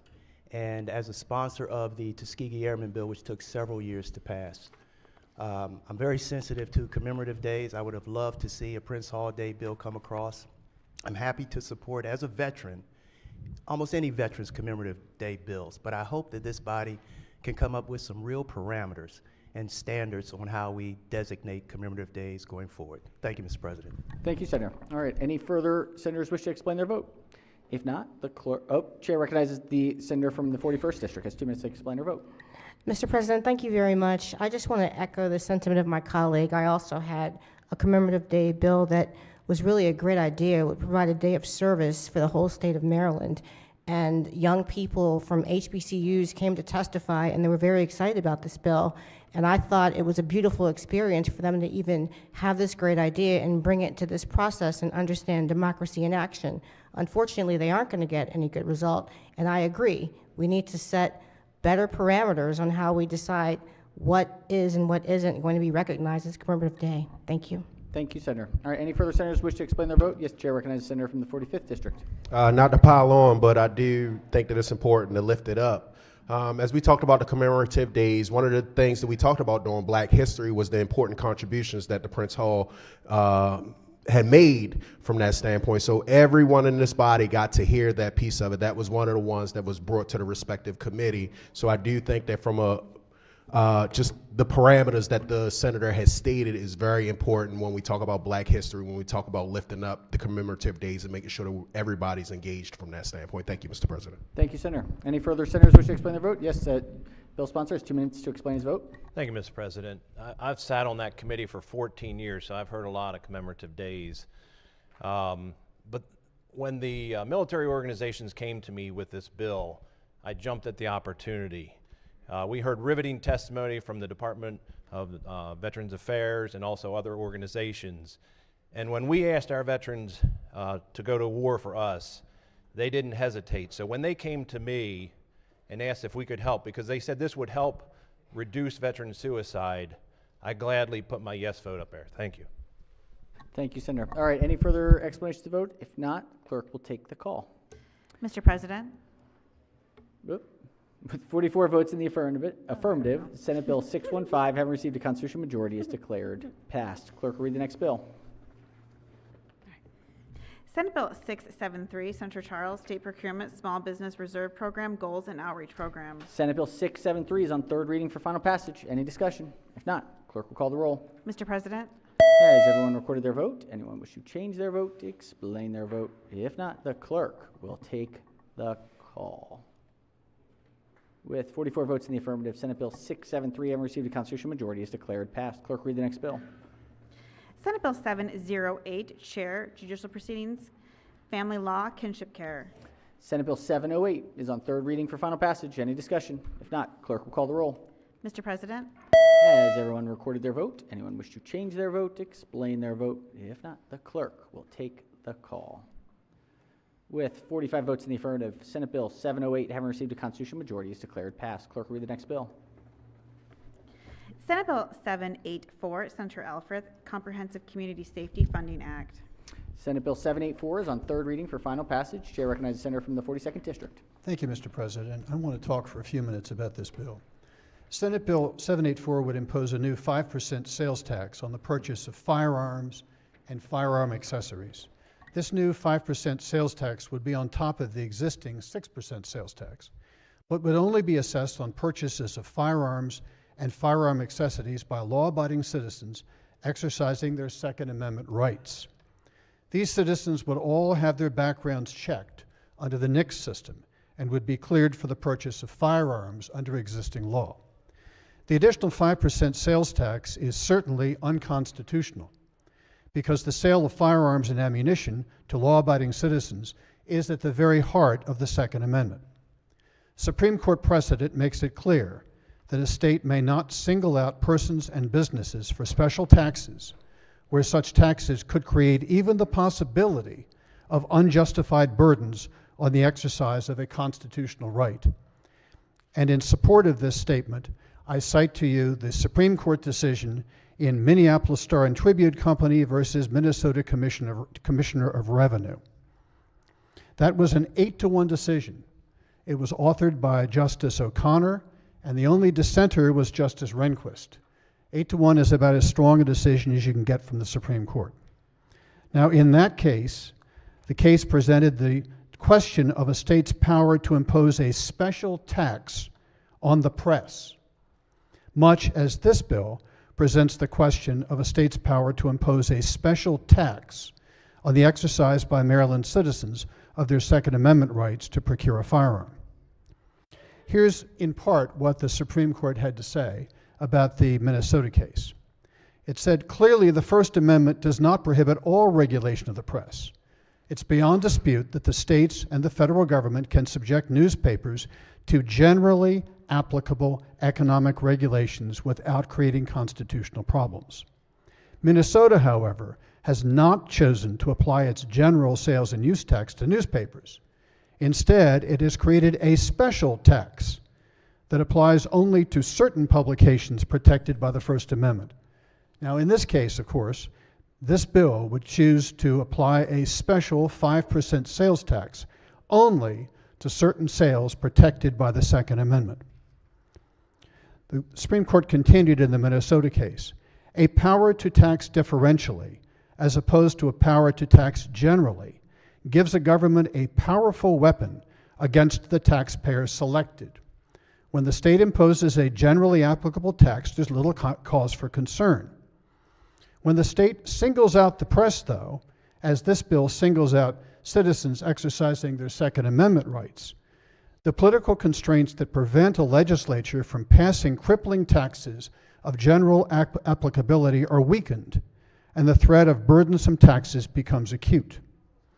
Continuing with the language of the Supreme Court, differential taxation of the press, then, places such a burden on the interests protected by the First Amendment that we cannot countenance such treatment unless the state asserts a counterbalancing interest of compelling importance that it cannot achieve without differential taxation.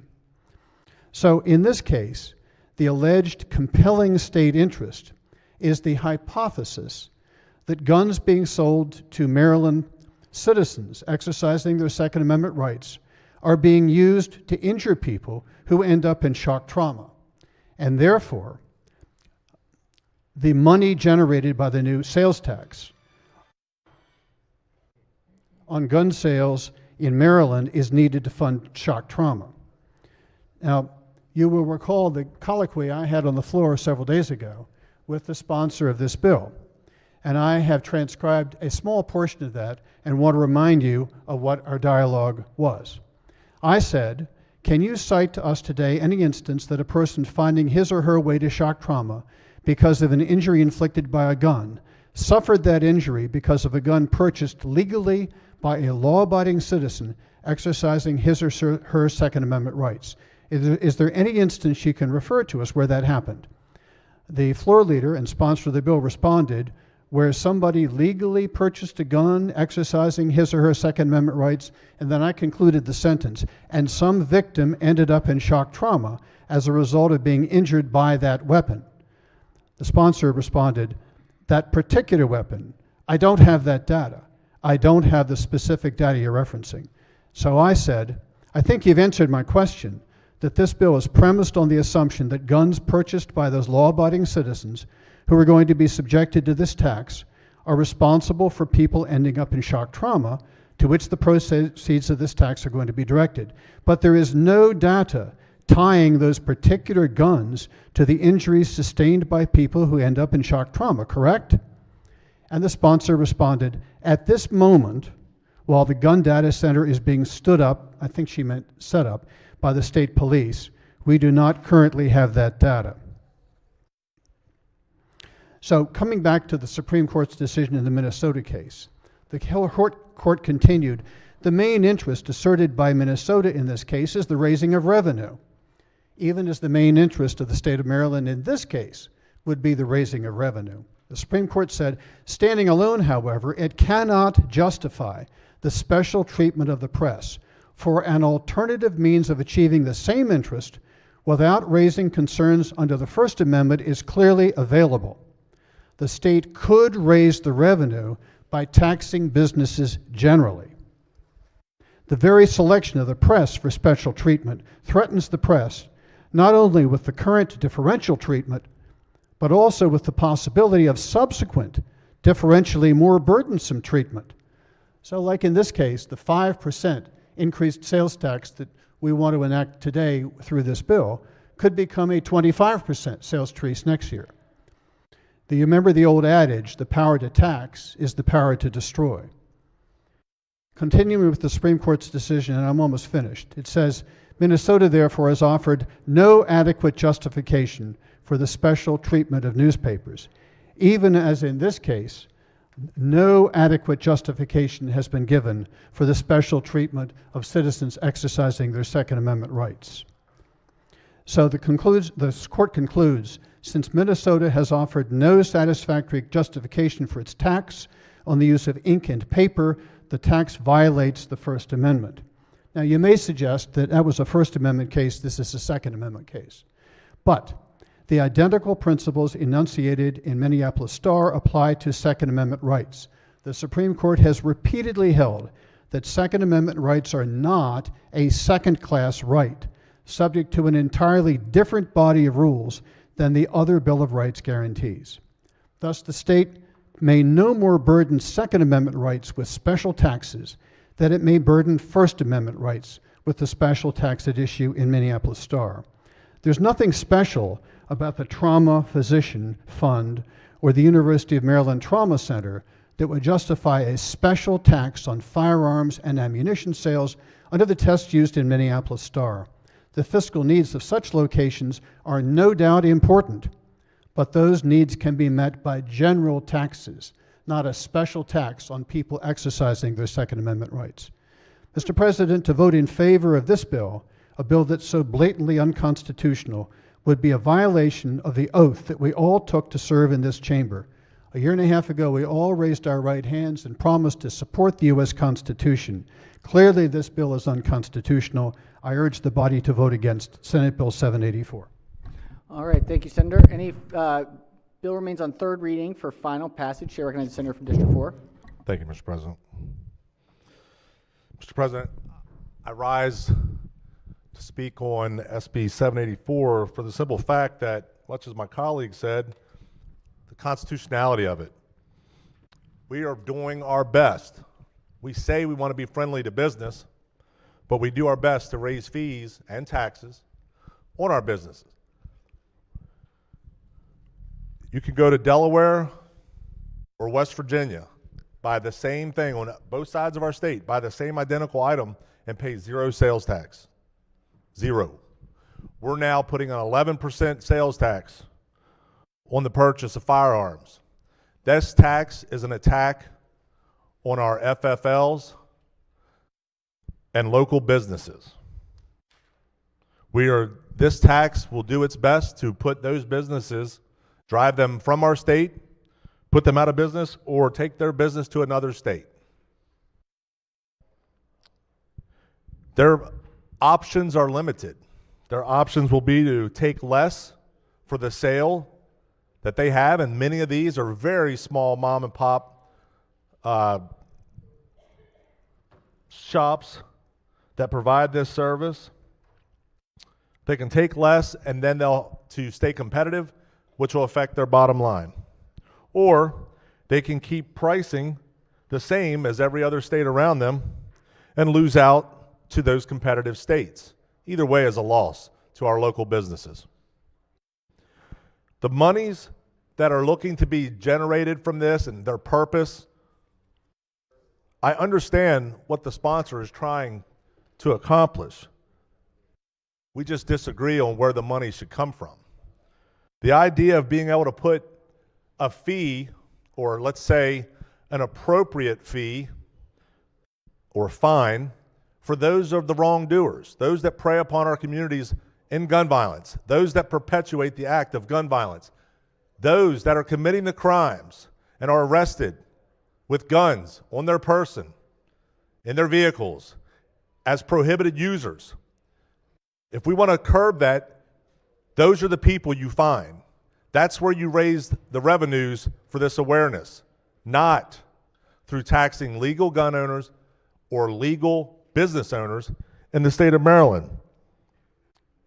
It should be consistent with the offense that they are arrested upon and the conviction that they receive. That's where the funding should come from, just like we do with DUIs. Should be no different. So with that, I will be a red vote, and I would urge everyone to do the same. Thank you. Thank you, Senator. All right, Chair, recognizes the Senator from the 38th District. Thank you, Mr. President and colleagues. I'll be brief.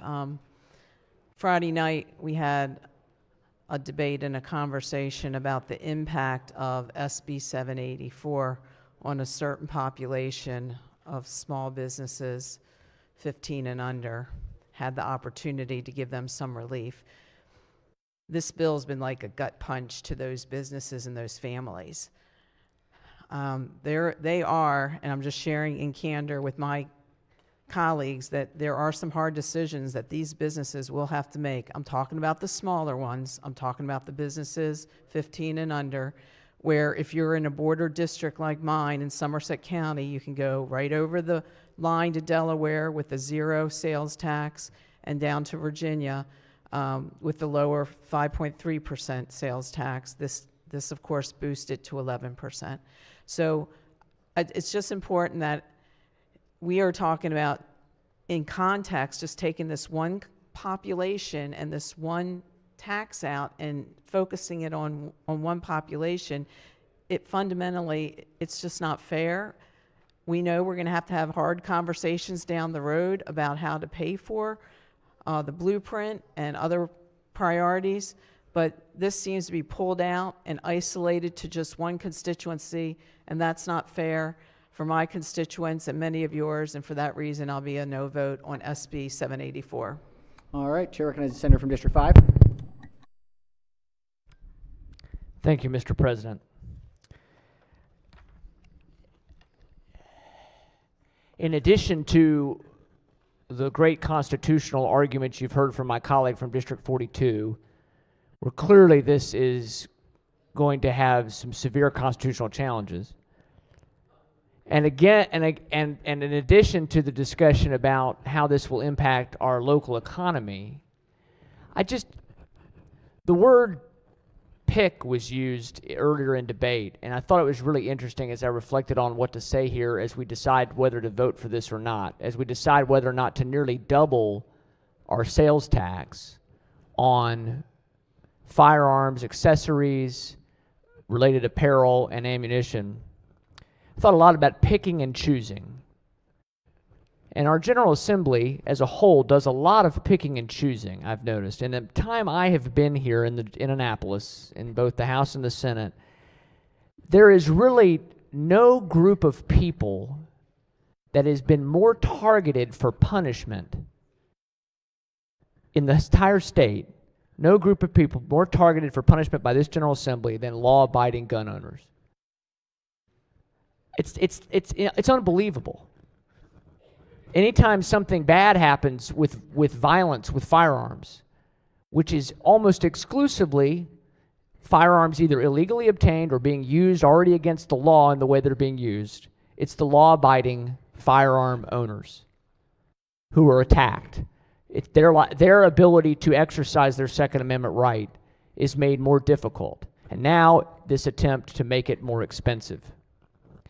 You know, but statistically, there's no group of people categorized that are more law-abiding than this group, that are more careful about not having their firearm or their practice cause someone to go to the hospital. As I mentioned in third reader debate, it's been, I don't believe based on the records I went and found, it's well over 100 years of records on hunting, and there's not been an accidental death in hunting.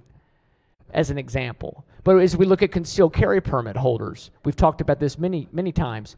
Statistically, in the United States, the most law-abiding group of people that you will find.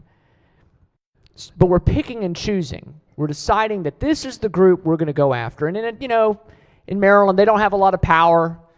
You got the votes, so fine, we'll stick them with the bill here.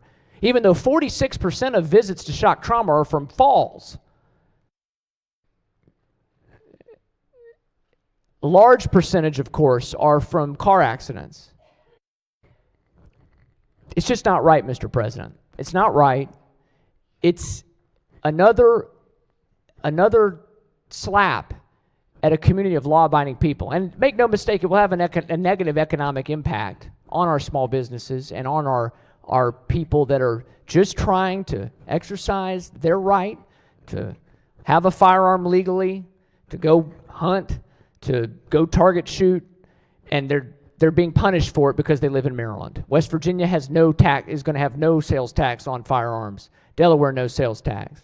And any other state's going to have less than we have. It's wrong, and we ought to reject it. And the last thing I'll say is, we hear all the time, we have to find a funding source for shock trauma. Shock trauma is underfunded. And look, nobody in this chamber would say a bad word about shock trauma. But if you polled our constituents and asked, of all the money you spend in taxes in Maryland, and it is a lot of money, there would be no disagreement about using taxpayer money to fund emergency services. It ought not to be the last thing we're scrambling to find more. We got tons of programs we've passed this year and programs we pass every year in these different departments. Why don't we do an extra tax for those programs? That's what we should be doing instead of if shock trauma funding is so important, we should find space for it in our budget, not tax one group of people and target one group of people the way we're doing with this bill. So, Mr. President, I would ask the body to reject this. It will not meet constitutional muster, and it is a punishment on a group of people that have done nothing but be law-abiding in our state. So I would ask the body to vote red. All right, thank you, Senator. Recognizing the bill sponsor. Thank you, Mr. President, and I greatly respect all arguments on this bill on the floor. I think it's an incredibly healthy debate.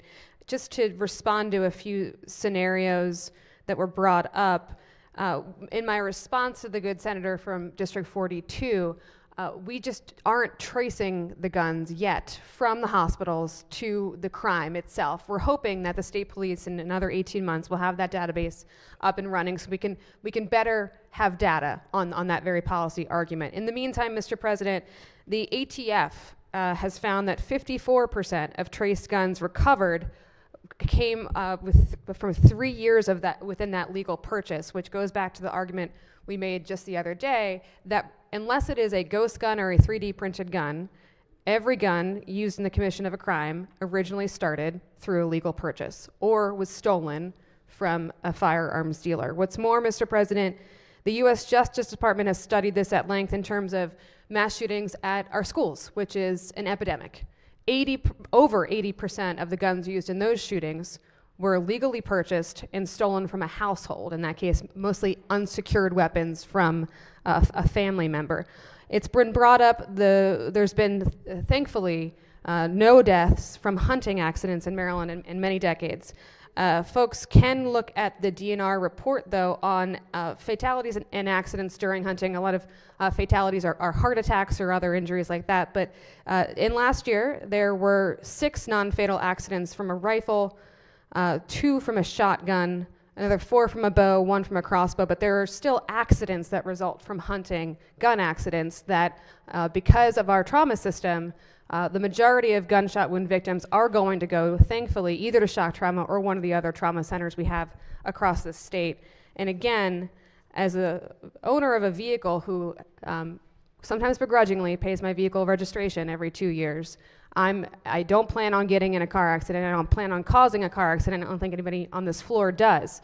But I know that the funds I use because I own a vehicle are going to go towards having the best trauma system in the world. And that's the nexus that the committee drew between our funding of trauma system and this bill. And Mr. President, I will be casting a green vote. Thank you. Thank you, Senator. All right, any further discussion on the bill? Chair recognizes the Senator from District 1. Thank you, Mr. President. a lot of times I will speak to the body, being the senator who represents Appalachia. The poverty in our state is across the state. And I was looking at a book produced by the University of California Press, and it's a book called Taxing the Poor, Doing Damage to the Truly Disadvantaged by Catherine S. Newman. And she says in this book, taxing the poor demonstrates how sales tax, intended to replace the missing revenue, taxes that at a first glance appear to be fair, but actually punish the poor and exacerbate the very conditions that drove them into poverty in the first place. This is a bad bill because it picks on those people who want to exercise their Second Amendment right, and they happen to be poor. Thank you, Mr. President. Thank you, Senator. All right, any further discussion on the bill? If not, the clerk will call the roll. Mr. President? Has everyone recorded their vote? Anyone wish to change their vote, explain their vote? Senators, Chair in explaining his vote, had two horrible instances this year, both in the district, which is horrifying as much as it is a wake-up call. The first was one in Federal Hill, where a sheriff's deputy from Howard County came to enjoy himself on an evening. An individual who had a legally purchased gun, had a concealed carry permit, was a legal gun owner, got into an altercation, went back, found his gun, and shot that sheriff's deputy 4 times in the torso. That sheriff's deputy was rushed to shock trauma. At that point, he succumbed to his wounds and died. It was an individual who was legally purchased his weapon, had a permit to carry, wasn't carrying it at that moment, went and got the gun separately. And so we have a direct example. It happened in my district. It is horrifying. Secondly, on July 1st, or over the weekend, there was a horrific incident in the neighborhood that I represent of Brooklyn, in which 28 young people were injured in a horrific, unconscionable incident. It is unlikely that a lot of the weapons that were used in that particular incident were legally purchased, but at some point they were put into the stream of commerce, and they were somehow acquired by individuals who then used them to hurt and maim 28 young people. 2 people horrifically died in that incident, but 28 didn't. And the reason they didn't is because of the absolute miracle that shock trauma provides every single day. The rush that evening to shock trauma was unbelievable. And so that's why I'm voting in support of this bill. We know that there is a link between firearm crime and the strain on our trauma system. And for that, thank the senators and urge everyone to vote green on the bill. The clerk will take the call. With 28 votes in the affirmative, Senate Bill 784, having received a constitutional majority, is declared passed. Senator from the 25th. Thank you, Mr. President. I'd like to be marked in the green for Senate Bill 673. 673. Senator has a vote change from red to My green. own bill. All right. Any objections? Without objection, so ordered. All right. We are still mid-calendar, so let's go ahead and clerk will read the next bill. Senate Bill 943, Senator Kelly, Vehicle Laws, Bus Obstruction Monitoring Systems, Better Bus Service Act of 2024. Senate Bill 943 is on third reading for final passage. Any discussion? If not, clerk will call the roll. Mr. President? Has everyone recorded their vote? Anyone wish to change their vote, explain their vote? If not, the clerk will take the call. With 44 votes in the affirmative, Senate Bill 943, having received a constitutional majority, is declared passed. Clerk will read the next bill. Senate Bill 1035, Senator Rosapep, focusing Federal Career and Technical Education Act funds on Blueprint School to Work Apprenticeship Goals Act. Senate Bill 1035 is on third reading for final passage. Any discussion? If not, the clerk will call the roll. Mr. President? Has everyone recorded their vote? Anyone wish to change their vote, explain their vote? If not, the clerk will take the call. With 45 votes in the affirmative, Senate Bill 1035, having received a constitutional majority, is declared passed. Clerk will read the next bill. Senate Bill 1055, Senator Kramer, Agricultural Roosters Restrictions. Senate Bill 1055 is on third reading for final passage. Any discussion? If not, clerk will call the roll. Mr. President? Has everyone recorded their vote? Anyone wish to change their vote, explain their vote? If not, the clerk will take the call. With 45 votes in the affirmative, Senate Bill 1055, having received a constitutional majority, is declared passed. Clerk will read the next bill. Senate Bill 1074, Senator Reedy, Agricultural Food Processing Residuals Utilization Permit Establishment. Senate Bill 1074 is on third reading for final passage. Any discussion? If not, clerk will call the roll. Mr. President, Has everyone recorded their vote? Anyone wish to change their vote, explain their vote? If not, the clerk will take the call. With 45 votes in the affirmative, Senate Bill 1074, having received a constitutional majority, is declared passed. Clerk, read the next bill. Senate Bill 1101, Senator Smith, Higher Education, Maryland Police Officers and Probation Agents Scholarship Program Alterations. This is an emergency bill. Senate Bill 1101 is on third reading for final passage. Any discussion? If not, the clerk will call the roll. Mr. President, Has everyone recorded their vote? Anyone wish to change their vote, explain their vote? If not, the clerk will take the call. With 45 votes in the affirmative, Senate Bill 1101, having received a constitutional majority, is declared passed. Clerk, read the next bill. Mr. President, Oh, yes, Senator. before we vote on this, may I be? Oh, yes, on 1102. Yes, let's just, the one right that's up. Yes. Madam Clerk, can we read the bill? Senate Bill 1102, the President Education Blueprint for Maryland's Future Alterations. Senate Bill 1102 is on third reading for final passage. Chair recognizes the senator in the 38th District. Thank you, Mr. President. I'm glad that we are moving forward with this Senate Bill 1102. I think it makes some minor steps towards addressing the bigger challenges that we as a body are going to have to work on together in really looking at stretching out some timelines. A lot of us have been spending time with our local school superintendents. They asked for some additional adjustments and timelines so they could be in compliance with the blueprint. So I'm happy to vote for today's bill, but knowing that we have a lot more work to do, and appreciate the Senate President and his staff working on how we can give some more flexibility to our local school districts. Thank you, Senator. All right, on any further discussion? If not, the clerk will call the roll. Mr. President, Has everyone recorded their vote? Anyone wish to change their vote, explain their vote? If not, the clerk will take the call. With 45 votes in the affirmative, Senate Bill 1102, having received a constitutional majority, is declared passed. We have third reading calendar number 76. The clerk will read the bill. Senate Bill 1084, Senator M. Washington, Work Group for the Deaf, Deafblind, and Hard of Hearing, established. All right, Senate Bill 1084 is on third reading for final passage. Any discussion? If not, clerk will call the roll. Mr. President, Has everyone recorded their vote? Anyone wish to change their vote, explain their vote? If not, the clerk will take the call. With 45 votes in the affirmative, Senate Bill 1084, having received a constitutional majority, is declared passed. We have a calendar from judicial proceedings, report number 24. Clerk will read the bill. Senate Bill 85, Senator M. Washington, Corporations and Associations, Limited Worker Cooperative Associations Authorization, Maryland Limited Cooperative Associations Act, favorable to amendments. Recognize the Vice Chair of the Committee is the floor leader. Thank you, Mr. President. As amended, this bill establishes the Maryland Limited Worker Cooperative Association Act, which generally provides for the formation, operation, and dissolution of a limited worker cooperative association. Such an entity is a Maryland limited liability company that elects to be a cooperative in accordance with the bill's provisions. There are two committee amendments. Amendment number 1 is technical. Amendment number 2 clarifies the application of existing tax and insurance provisions to limited worker cooperative associations. Mr. President, I move the two committee amendments and the favorable committee report. Floor leader moves for the adoption of the two committee amendments and the favorable committee report. On the amendments, any discussion? Any objections? Without objection, the two committee amendments are adopted. Question now is on the amended report. Any discussion? Any objections? Without objection, the amended report is adopted. Are there any further amendments to the bill or its title? Seeing none, Senate Bill 85 is hereby ordered printed for third reading. Clerk, read the next bill.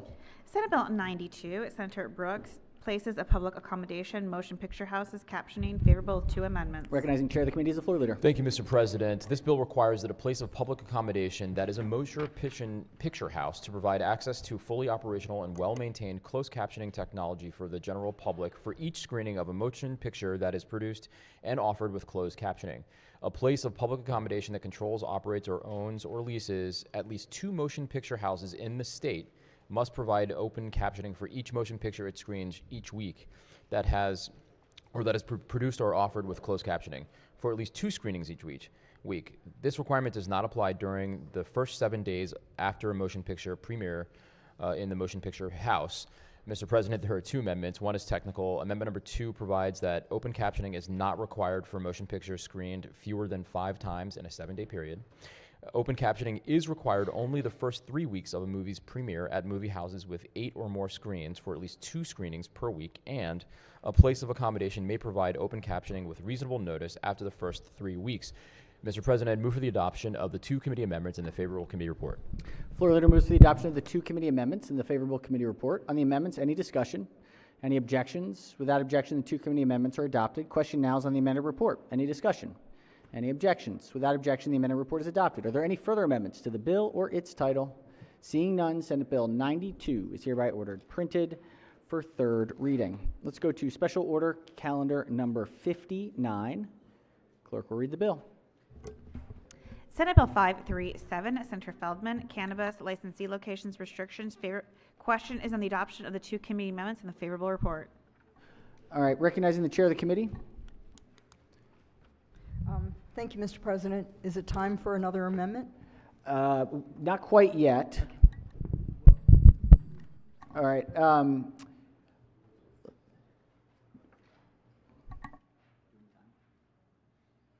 Well, the question before the body is on the 2 committee amendments and the favorable committee report. So on the 2 committee amendments, any objections? Without objection, the 2 committee amendments are adopted. Question now is on the amended report. Any discussion on the report? Without objection, the amended report is adopted. The chair has an amendment. Pages will collect and distribute the senator's amendment.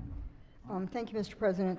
There were a number of questions. Oh, Senator, just a moment to, Totally. if we can get it up on the board, just make sure we have the right one. All right, Senator may explain the amendment. Thank you, Mr. President. There were a number of questions in committee about these dispensaries being so close to residential. And in some counties, there's already regulation and zoning that you can be so many feet from a residence. And if that's true for alcohol, liquor licenses, then it would also be true for cannabis.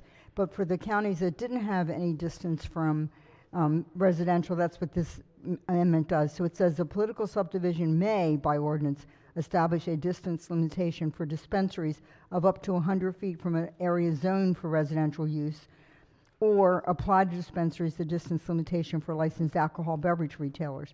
It's important that it's a may, because in Baltimore City, it's difficult to find a retail store that's 100 feet from a residence. So it'll be up to the city if they want to institute this or use their current liquor license regulations. So I move the amendment. All right, the chairwoman moves the amendment. Any discussion on the amendment? Any objections to the amendment? Without objection, the amendment is adopted. Are there further amendments to the bill or its title? Chair recognizes the senator from the 25th District. Thank you, Mr. President. I've submitted to the amendments office a group of amendments for this particular bill, and we're still waiting. I asked for them to do a rush on those amendments. Does the senator wish to special order the bill to? Yes, sir. We'll love to special order this bill until the amendments comes back from the amendments office. All right. So let's say the second session today, if that's amenable. Yes. I'll check with the chair. Floor leader. Thank you, Mr. President. I'm certainly amenable to that, but I'd like to see the amendments before I have to stand up and defend them or support them. Certainly. Thank you. All right. Any further discussion? Any objections to the motion? Without objection, the motion carries. The bill will be special ordered to the appropriate time this evening. All right. Let's go to special order calendar number 60. Clerk will read the bill. Senate Bill 1056, Senator Kramer, Cigarettes, Other Tobacco Products, and Electronic Smoking Devices, Revisions Tobacco Retail Modernization Act of 2024. Question is on the adoption of the 3 committee amendments in the favorable report. All right, question is on the 3 committee amendments. Chair recognizes the minority leader on the amendments. Thank you, Mr. President. If the floor leader would yield for questions, please. Will the floor leader yield for a question? Reluctantly, it appears, but yes, certainly. Reluctantly, yes, may proceed. Mr. President. Thank you, Mr. President and Floor Leader. Again, being that we originally took this up on Friday evening, could you just go over again the purpose and premise of the bill and what we have before us with the amendments? Don't want to just cut to the chase of the amendment? I'm trying to take a little fire out of you right now, if I could, to be honest. Well, colleagues, Mr. President, the bill before you takes a significant step toward improving the lives of our children by limiting their access to tobacco, including vape products.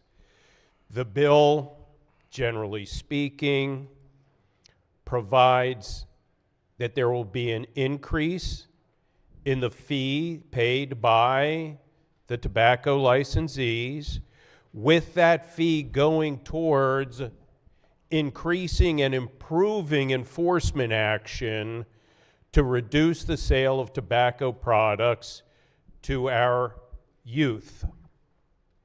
It also provides that there will be a mandatory minimum one annual inspection once a year. Again, we have been very lax in our enforcement of tobacco sales to minors.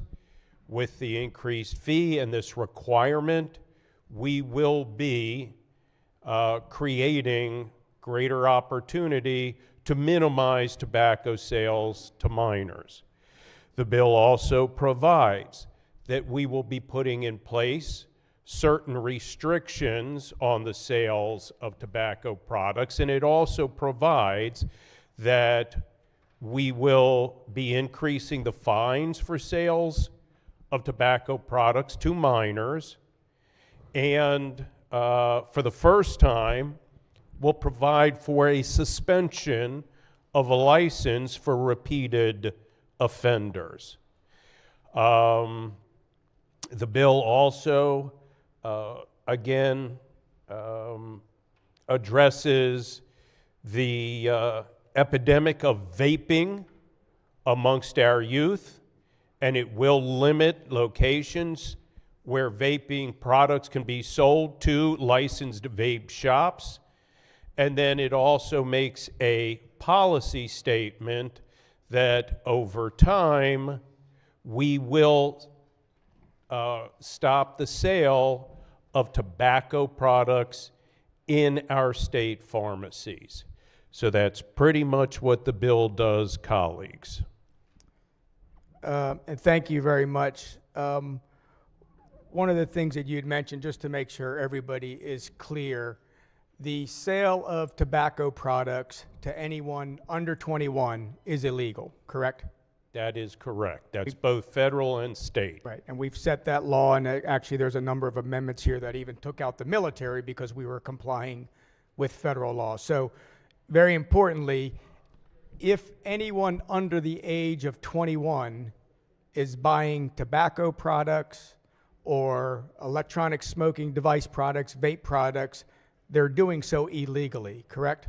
And whomever it is that is conducting that sale is doing so illegally.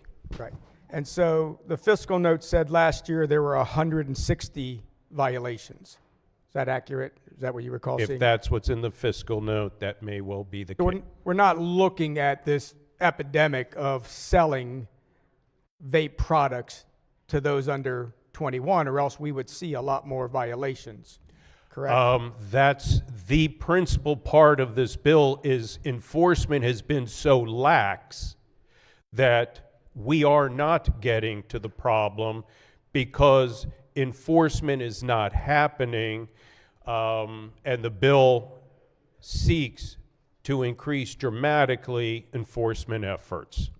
So the bill did as originally submitted. I think the bill said that there would be at least 2 unannounced inspections of licensed retailers annually.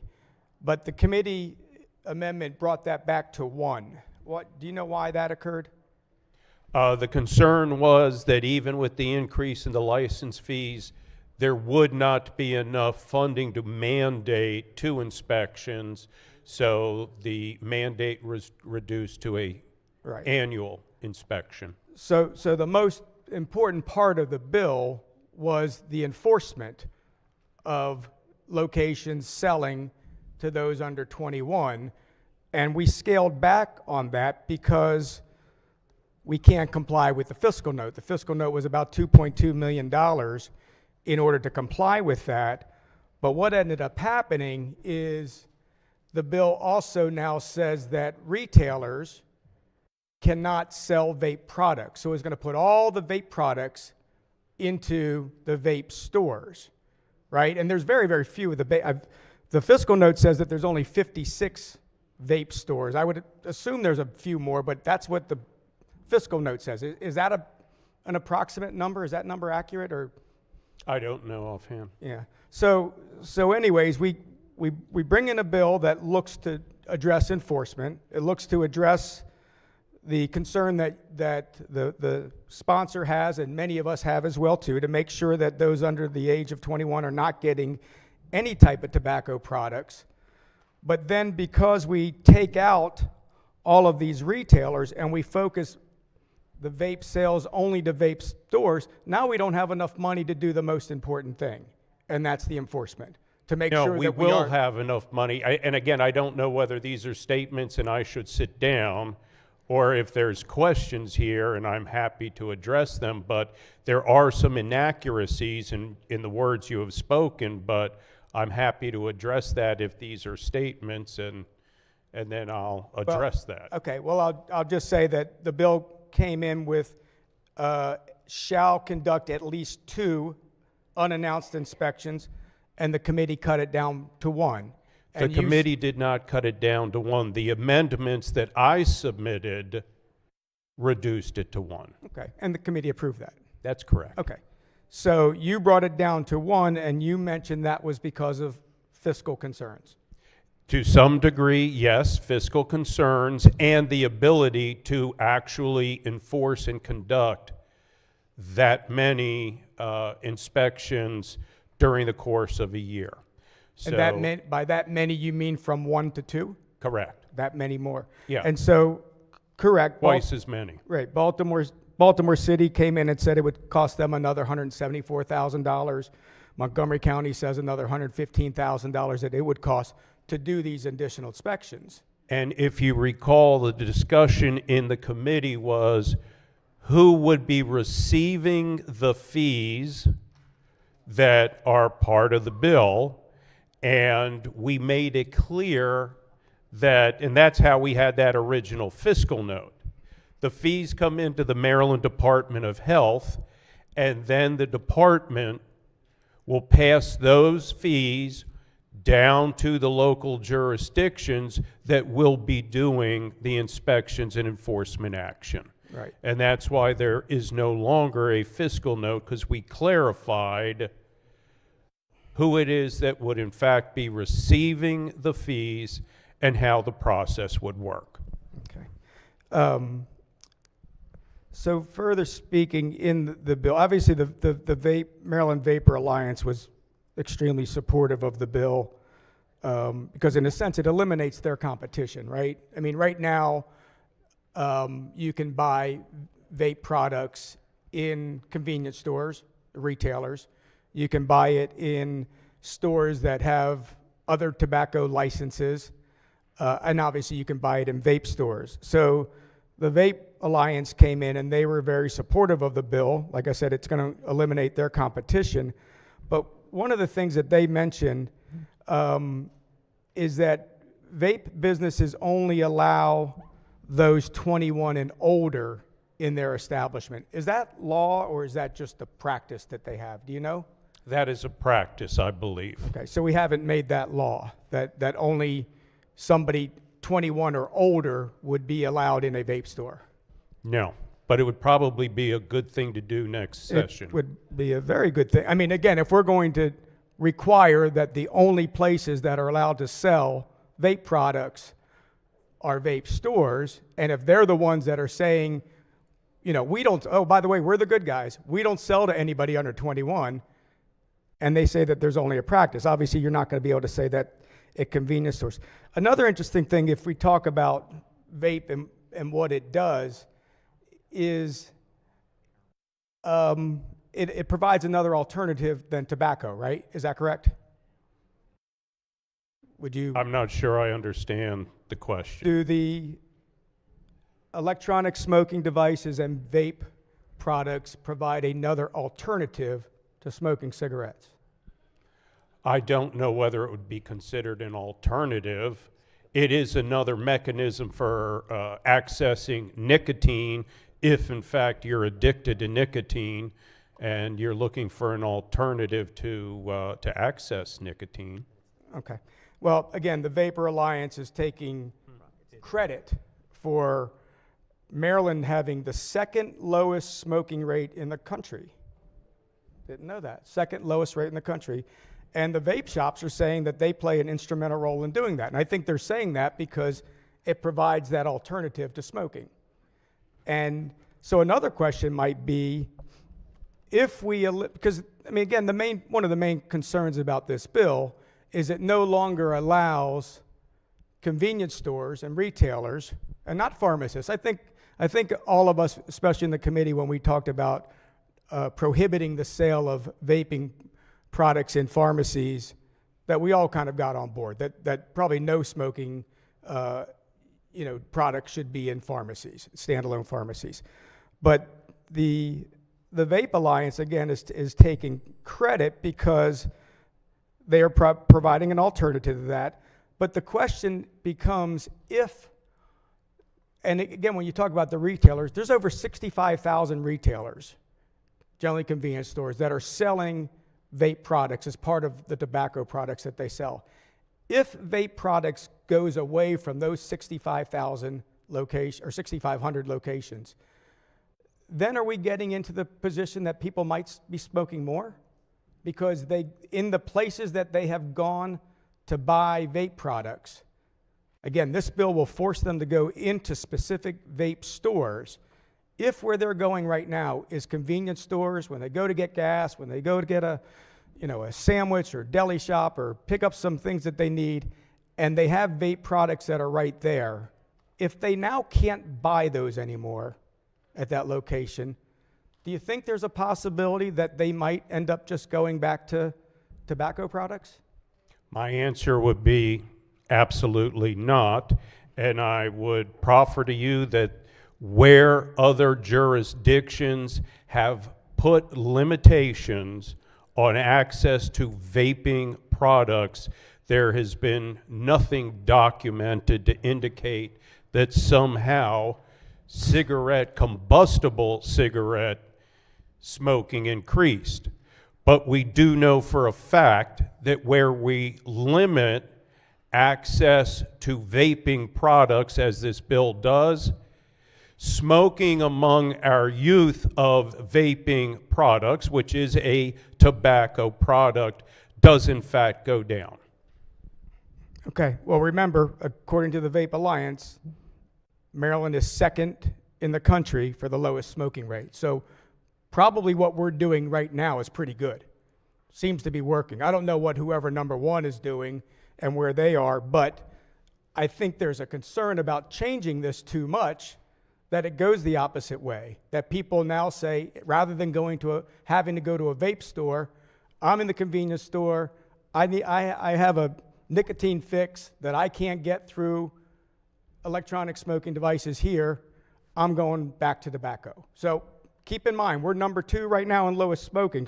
And I have no idea where that statistic comes from, whether it's fact or fiction. You're reading it from some written testimony submitted by, as you stated, the Vape Alliance. The Maryland Vapor Alliance. I have correct. no idea whether that's valid or Okay. They submitted 2 letters. There were only 2 letters from them, and both of them said the same thing at the bottom. But okay.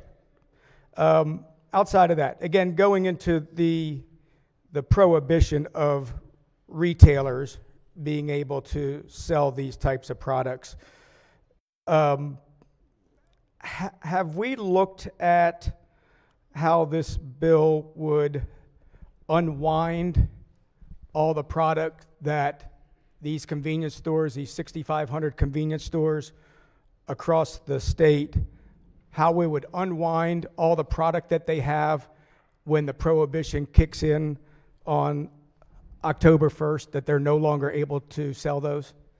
I don't think there's an issue with unwinding anything.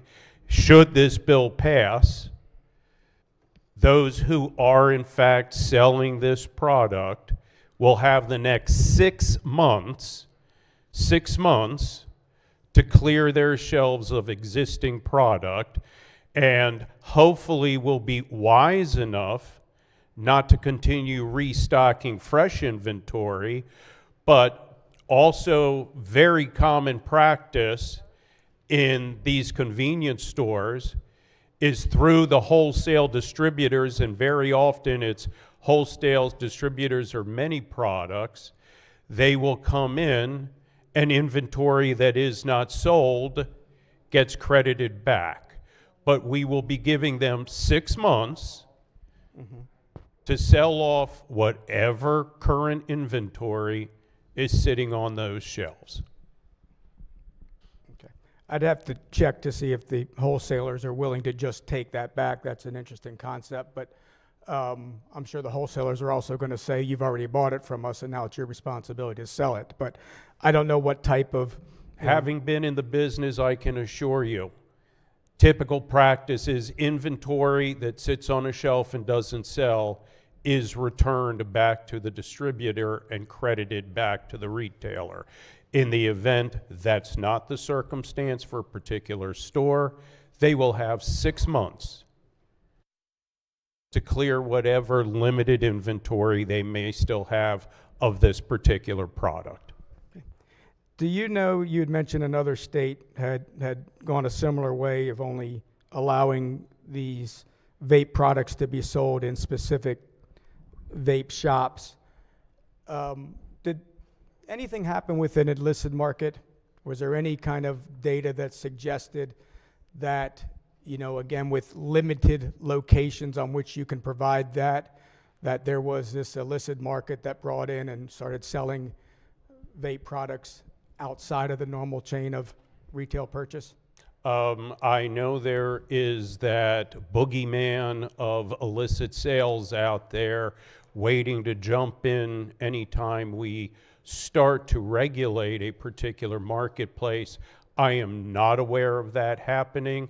The fact of the matter is these products will be very accessible in vape shops for those who want to access the product and are 21 years of age and older. Okay. All right, and again, I think we probably both need to check that number that's in the fiscal note. If there are more than 56 vape shops, I think is concerning that it might not be as accessible as one would think.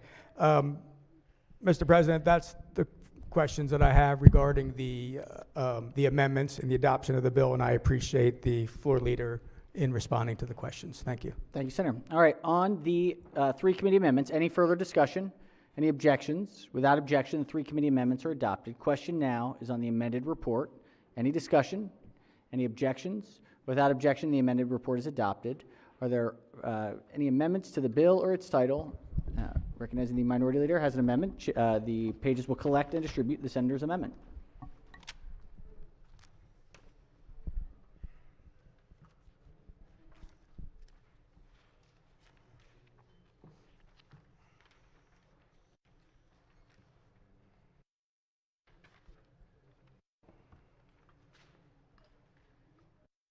All right, Senator may explain the amendment. Thank you very much, Mr. President. In following up a few of the questions and conversation we just had, this amendment would, in a sense, remove the prohibition in the bill and allow retailers to continue to sell electronic smoking device product.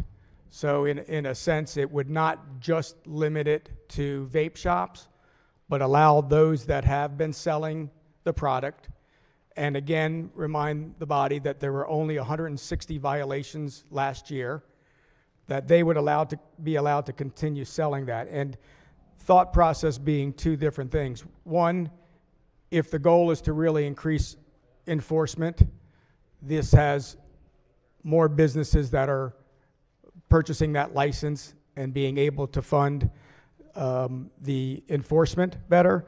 It also provides, to the same question that we said earlier, if this truly is a product that is helping people not smoke anymore, it puts that product right out there with other tobacco products at the same location and gives individuals the opportunity to select a product if they're in that position of having and feeling that they need to have nicotine or smoking products, puts them in that position to have a choice, rather than have to go to a separate shop to buy the product, or worse yet, to be in a position where they said, I'm no longer going to the vape product, I'm going to a full tobacco product.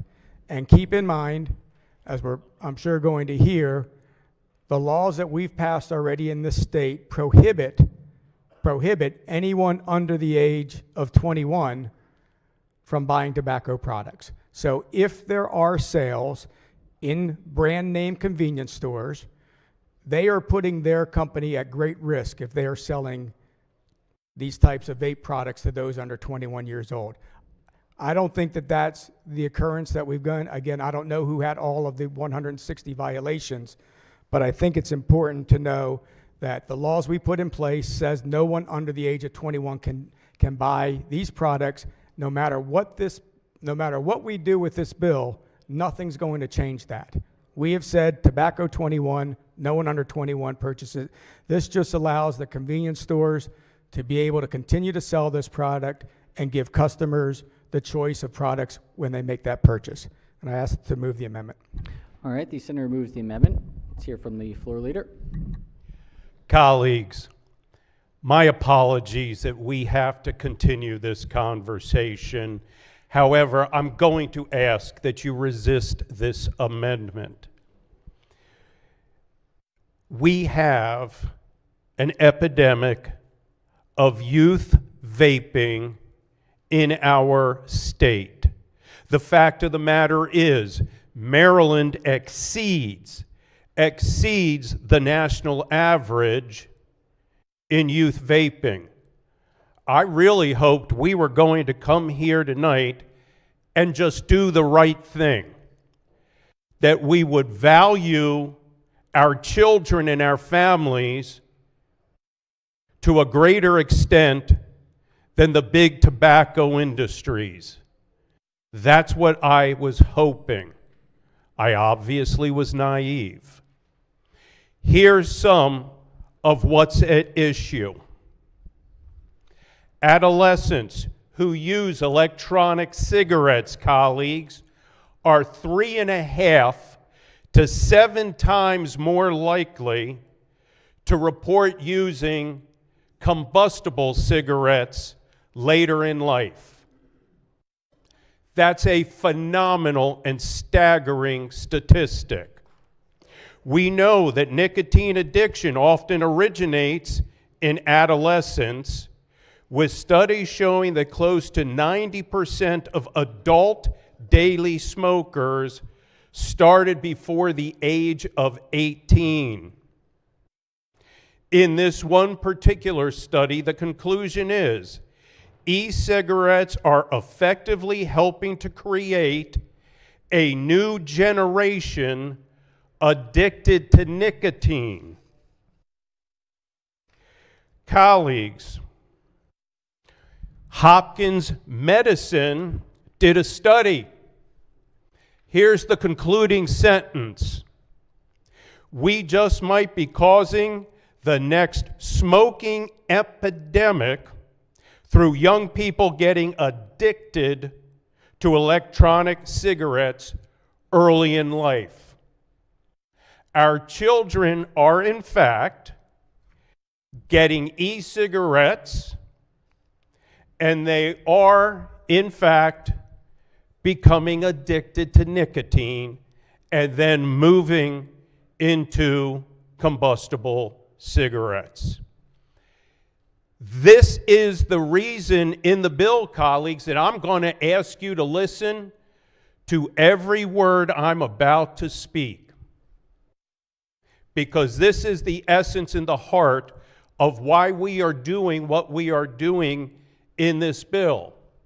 With the limited inspections that are occurring right now, here's the staggering statistic. The last 2 years, 80% of sales to minors came from convenience stores and gas stations, the very places that this amendment would allow to continue selling to minors. 80%, but colleagues, the last 2 years is not an anomaly. Over the past 8 years, the statistics indicate 83% of sales of e-cigarettes to minors occurred in the same convenience stores and gas stations that this amendment would allow to continue to provide this product to our minors. Over that same 8 years, the violations in our vape stores, 2%. 2%, colleagues.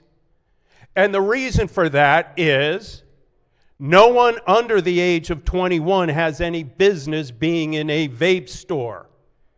So the point of the bill is let the convenience stores keep selling their slushies, ice cubes, sausages and pizza, Hostess cupcakes, bags of potato chips, but they do not need to be selling vape products that are hooking our children on nicotine and pushing and creating an epidemic of future cigarette tobacco smokers. The other thing that provision provides is we are shutting down online sales to our children with passage of this bill, and that would be disturbed by this amendment. Colleagues, I don't understand why we are even having this conversation. A red vote on this amendment and the subsequent amendment, which will do the exact same thing this amendment does, means we are prioritizing our children, their health and their well-being over the tobacco industry and those who are getting vaping products into the hands of our children. I would ask that you please resist the amendment. Let's prioritize our families and our children. Thank you, Mr. President. Thank you, Senator. Let's hear from the Minority Whip on the wonder- amendment. Thank you, Mr. President. I wonder if I could ask my friend from the Finance Committee that's the floor leader to yield for a question. Will the floor leader yield? Sarah? Certainly. Sarah, may proceed. You've mentioned a lot about keeping minors from buying vape products, which none of us want minors to buy vape products. No, we do not. We do not. It is currently illegal for them to buy vape products, however, so continuing to say this bill will stop them from buying it is not completely accurate because they're already not allowed to buy it. I mean, that's correct. You did not hear me speak the words that it will stop them from buying these products. My commentary earlier when this question was asked is it's illegal to be buying it. It's also very much illegal to be selling it. Yes. And what we will be doing with this bill is tightening the opportunity for these products to find its way into the hands of our children. I'm curious, where did the 2% figure come from when it relates to only 2% of the illegal use comes from vape shops? Because I haven't seen that anywhere. I mean, I believe you, but where did the figure come from? It's data that is available on the federal website. Oh, and thank you for bringing that to my attention, because this is federal data for the state of Maryland. Colleagues, we are this year failing to be in compliance with federal regulations with regard of our selling electronic cigarettes, not just general tobacco products, electronic cigarettes to minors. We are going to exceed federal standards, and we are going to be jeopardizing millions of federal dollars in grant money for health services here in our state because we are in violation for fiscal year 2024 of these federal regulations. So once again, knowing that 83% of sales are coming from one source, we now realize we are about to jeopardize millions of dollars in federal funds because of that failure. Thank you for reminding me of that. I appreciate it. I greatly appreciate the answers from the floor leader. The grant money and the out of compliance that the floor leader is mentioning is we had passed an exemption for the under 21 smoking to allow military to do so, and it was still in our law. That's the violation. We fixed that actually Not in correct. another bill. E-cigarettes, Mr. I was President, I have the very floor. specific. Mr. President, I have the floor. Senator, please. We have fixed that. This bill has language that we're striking out to fix it as well, but we already fixed it in a departmental bill that is passed over to the House. This is not, I think that's not quite the same thing. I guess my question is, in this same bill, we had an extensive debate in the committee on pharmacies and selling tobacco, and we had a very close vote on an amendment to strike that language out, not because any of us think that it's good necessarily for a pharmacy to be selling cigarettes per se, but the idea is that a lot of times in small rural areas and other places, pharmacies, a lot of the chains have phased out selling cigarettes, but we didn't want to just say you can't do it. You can't do it because it's an access issue with pharmacies being open. And so, but at the same time, we're saying we want to stop kids from smoking. But we're saying the convenience stores can keep selling cigarettes, but we can't have them sell vaping, which the Vape Alliance itself says actually helps reduce cigarette smoking, which is far worse for you than vaping. So we keep talking about kids, Mr. President, in this debate, and nobody's against making sure kids, to the best of our abilities, don't get access to this stuff. But if the convenience stores are so dangerous to have vapes because we can't enforce it, what about cigarettes? It's just, there's incongruity in the bill. I think it would be much better for us to have convenience stores continue to sell. If we're going to let them sell cigarettes, they should be able to sell vape products. We had another bill in the committee that wanted to try to require that anywhere that sells cigarettes has to sell smoking cessation products. We haven't moved that bill, but right here, vape is literally a smoking cessation product. It's not good for you. Nobody's saying it's good for you, but you'd rather have somebody vaping than smoking cigarettes. And again, the Vape Alliance, which I've got vape shops in my district. I'm sure they're all good citizens and try to do right. They're saying, hey, this has helped us cut down on cigarette smoking. So again,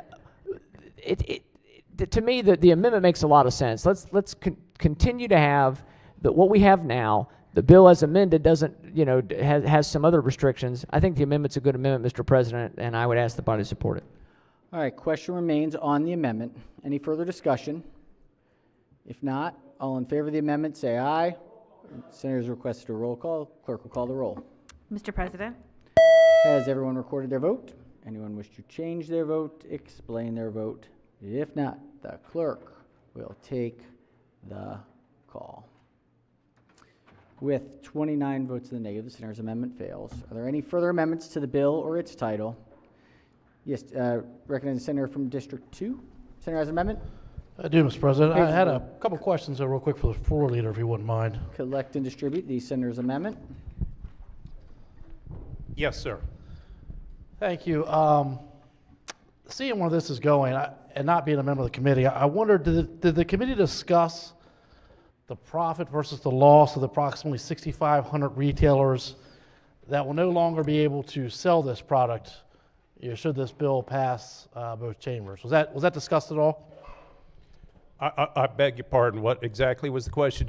What was the discussion? Was there a discussion in regards to the 6,500 retailers as far as their profit loss and how that would affect them should this bill move forward and they no longer be able to sell this legal product?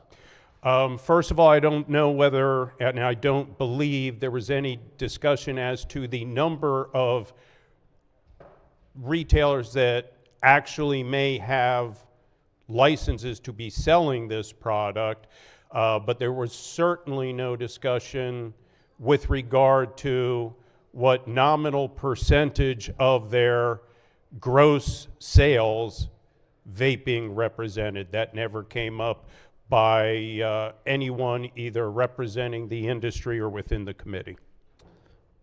So to follow up on that, and I didn't think about this, what is the percentage of their sales? You brought up, you said a nominal amount. Do you have an understanding of what that represents in their sales?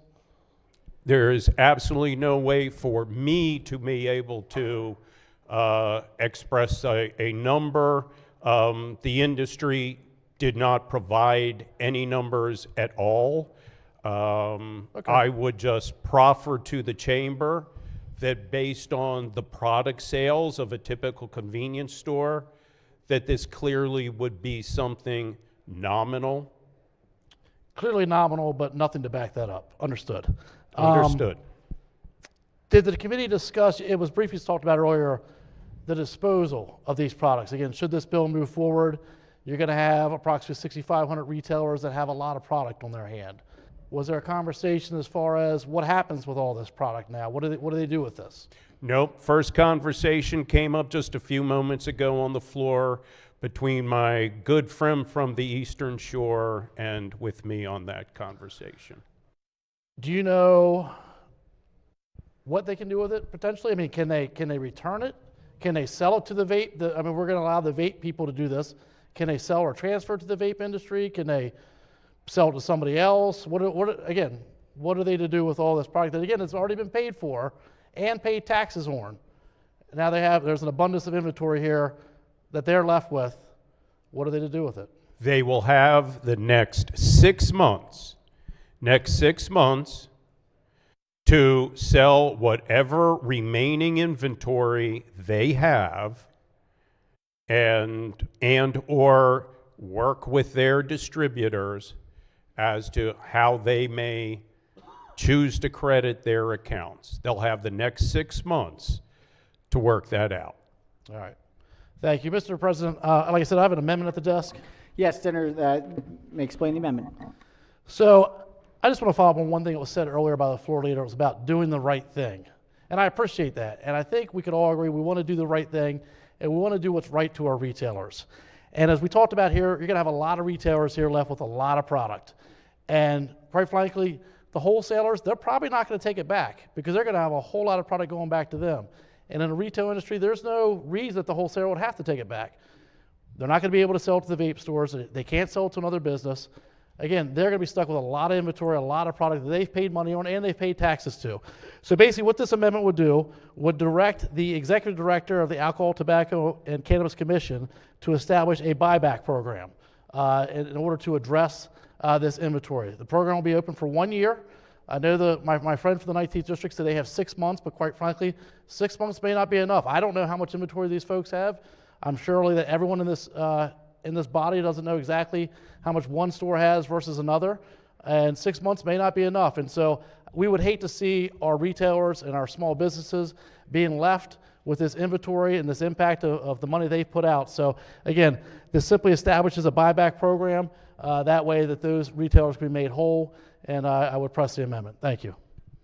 All right, on the amendment, let's hear from the floor leader. Yes, thank you, colleagues. I'll just quickly ask that we please resist this particular amendment. Look, the state's not in a position to be buying inventory.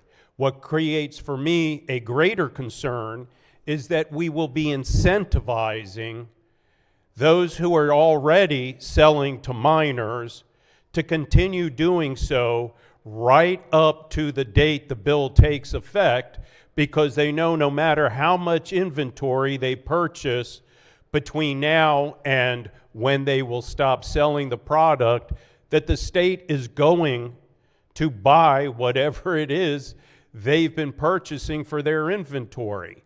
So I don't think we want to incentivize the sale of this product going forward. And I would ask that we resist the amendment. There's plenty of time to sell off existing inventory, but why encourage them to continue buying and buying and buying more inventory right up to the date, knowing that the state is then going to purchase all of their excess inventory? Thank you, Mr. President. Thank you, Senator. All right. Are there any senators who have not yet spoken who would wish to speak? If not, we'll hear from the maker of the amendment. I'd just like to ask for a roll call on the amendment, please. All right. On the amendment, any further discussion? If not, the clerk will call the roll. Mr. President, Has everyone recorded their vote? Anyone wish to change their vote? Explain their vote? If not, the clerk will take the call. With 31 votes in the negative, the senator's amendment fails. Are there any further amendments to the bill or its title? Recognizing the minority leader. Pages will collect and distribute the senator's amendment.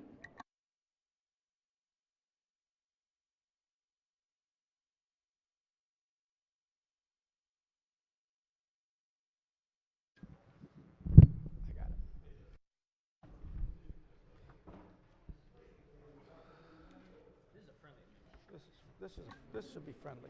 All right, Senator may explain the amendment.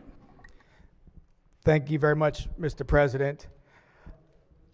The First Amendment I offered a little bit ago, in a sense, would have kept the status quo in allowing all retailers that currently sell electronic smoking devices to continue doing so.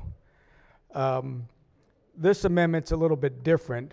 Well, first, it will eliminate the monopoly that this bill is creating by saying that only vape shops are able to sell electronic smoking devices. So I think that's important from a perspective of being fair with businesses. But this would now allow any retailer to obtain a license to sell electronic smoking devices. So in the bill, we had decided to define a vape shop vendor means an electronic smoking device business that originally derives at least 70% of its revenue from the sale of electronic smoking devices and related accessories. We had already amended this to say, rather than 70% of its revenue, exclusively sells electronic smoking devices. All this amendment will do will eliminate the word exclusively. So it would now allow any retailer that, again, wants to sell the electronic smoking devices the ability to obtain this license. So it doesn't automatically give them the status to do so. They now have to pay for this new license. Now, why is that important? Well, again, as we talked about earlier, one of the main things that we are trying to do is enforce the laws that we already have. And again, there's been much discussion about making sure that those under the age of 21 don't obtain these products. Again, because of the law that everybody in here created a few years ago, Tobacco 21, we can all remember that. That is the law of Maryland. So anyone, again, that is selling product to someone under 21 is breaking the law. So what are we trying to do with this bill again? We're trying to find money to do enforcement. The bill came in originally, was going to be 2 inspections a year. We've had to cut that down to 1 because we don't have enough money to make it 2. So now it's just 1 simple inspection that comes across every year. And I'm sure you can imagine that if you've gotten that 1 inspector and you were the bad actor, well, once you've had that 1 inspector come in, you probably don't have to worry about the next inspection showing up because you've already satisfied your 1 a year. If you had to wait for that second one, well, then you know what? Maybe you might not be selling illegally to those under 21. So I think it's important that we would able to now create this license available to anybody that wants to purchase it. It would be a $300 annual fee, just the same as the vape shops are paying as well too. And it would be obviously an option to go forward with that rather than just the way that the way my First Amendment was to give that status quo. So Mr. President, I would think if that's what we're concerned about, concerned about enforcing the laws that this General Assembly has already sent, that this would be a great idea to be able to put enough money in place by those that want to sell these products and give those the ability to do at least 2 inspections a year. So, Mr. President, I would move the amendment. All right, let's hear from the floor leader. Thank you, Mr. President. Colleagues, I would ask that you please resist the amendment. We can rewind the video real fast.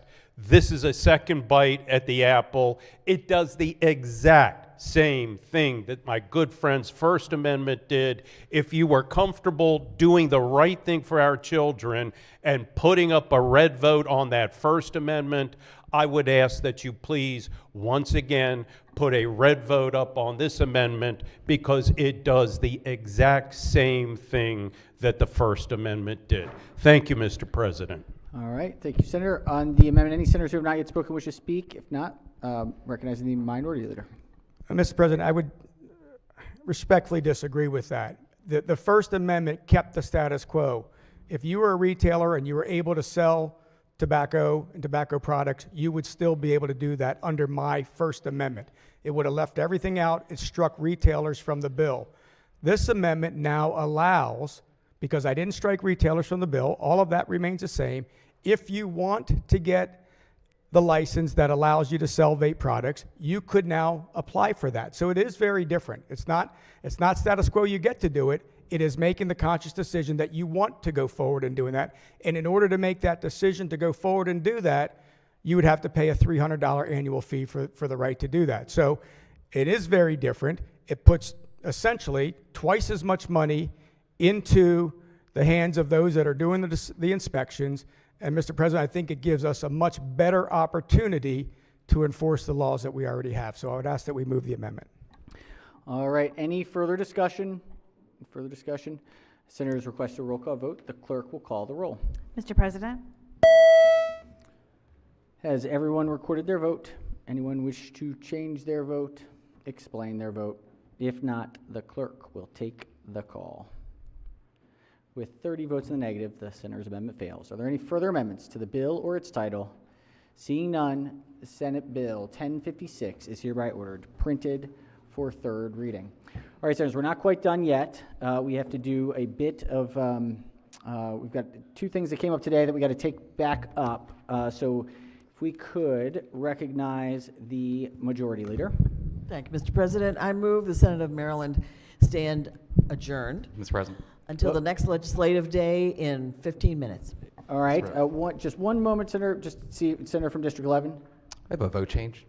Okay, let's take up that before we end of this. So just give us one more if we can. Senate Bill 511 from yay to nay. Yay to nay. Do we have the card? All right. Are there any objections? Without objection, so ordered. Recognize the senator from the 37th. Would now be appropriate time for an important protocol announcement, ending the first session, going into the second, or wait? Let's go to the next one. I think we'll be pretty quick. Yeah. If we can hold it for, if we can take it to the next session. All right. I think we're good. Any other votes for the bills that are on this calendar? Okay. Madam Majority Leader moved that we adjourn until the appropriate time in 2 minutes. 2 minutes. 2 minutes. 5:06. We can do it. All right. Without objection, so ordered. All right. Let's now recall the Senate. Oop, hold on. Let's.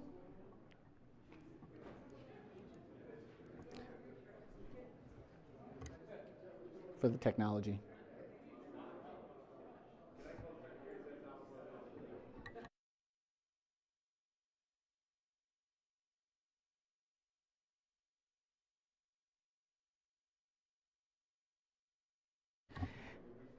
Let's go ahead and call the Senate back to order.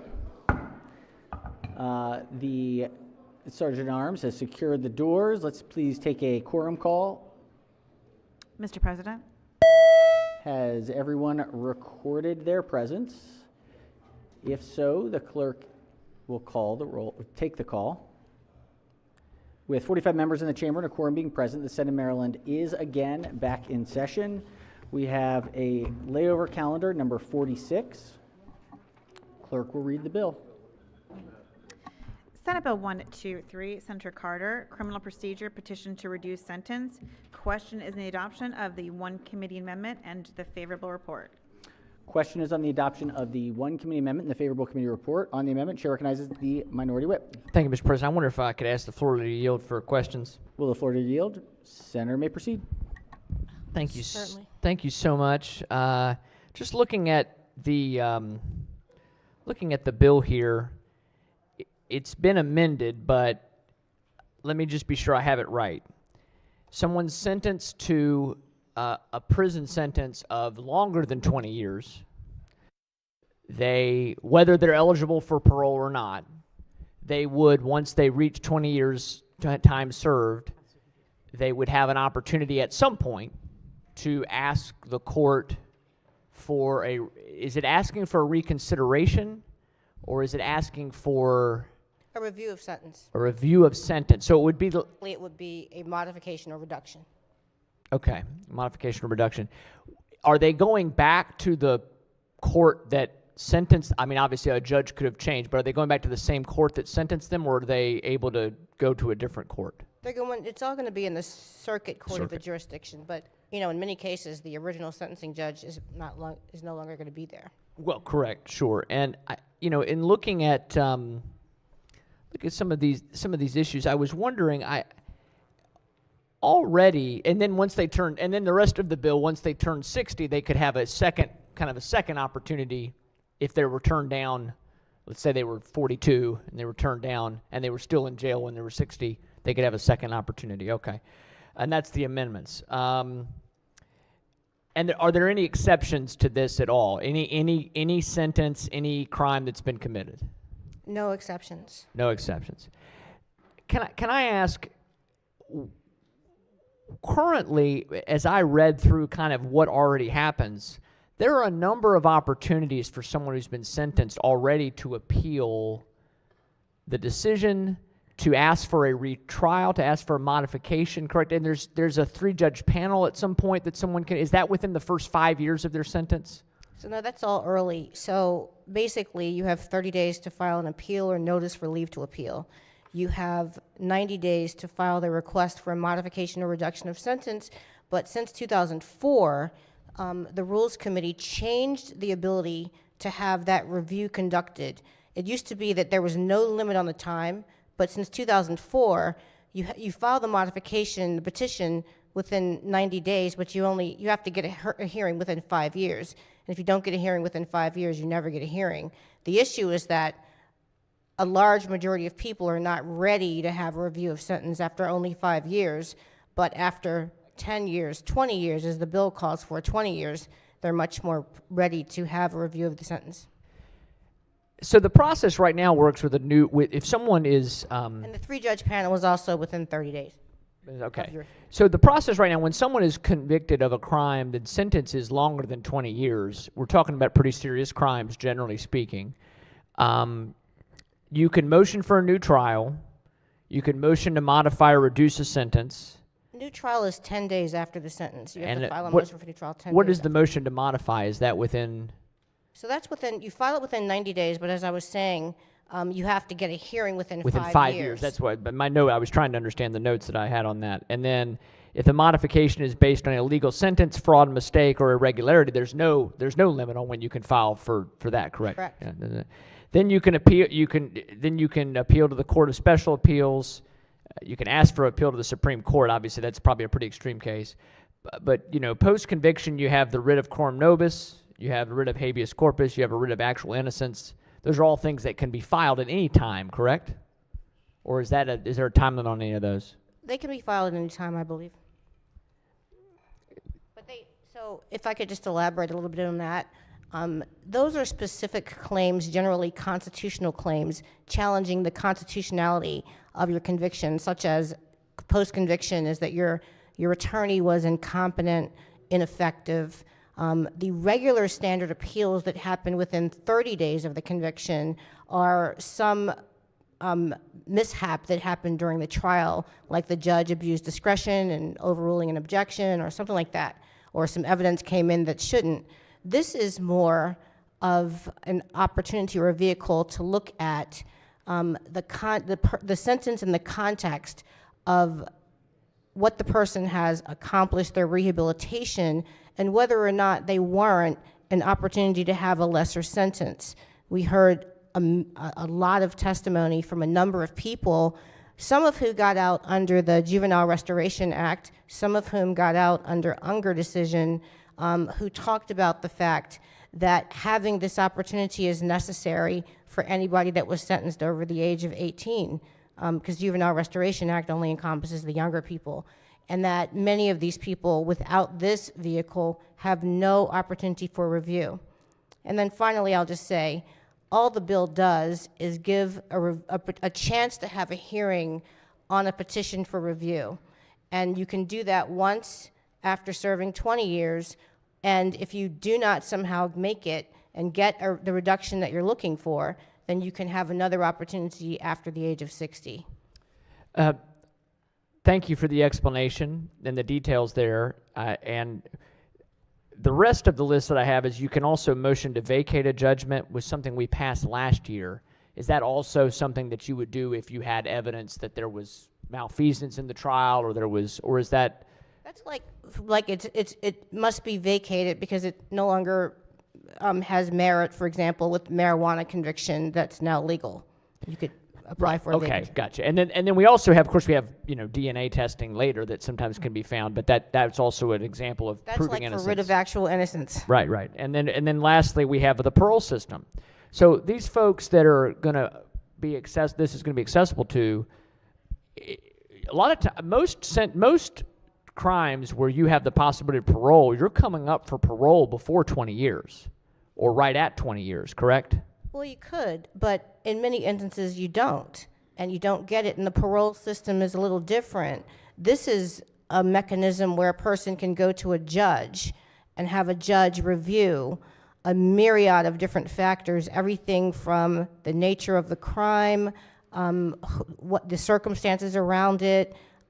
It's a whole hearing, much different than parole. Even at the hearing under this bill, the state can participate, and the state can put on evidence, all the evidence that the state wants to argue against why the petitioner is entitled to that reduction of sentence. Thank you for that thank you. What is the burning desire for us doing this? With juveniles, I didn't support that, but there was a rationale that if you were sentenced to a long prison sentence at age 16 or 17, there's an opportunity for someone who is a juvenile to have a reconsideration. And I know you're going to say 18, 19 there's not much difference, but a lot of these are going to be crimes that somebody committed when they were in their mid-20s or the 30s. I mean, so you're really opening the door for victims and their families to have to come back in for something that was not part of their original sentence, and is not because of some sort of, as we said, malfeasance on the part of a prosecutor or a judge, which obviously if there was something that proved their innocence, I'd have no objection.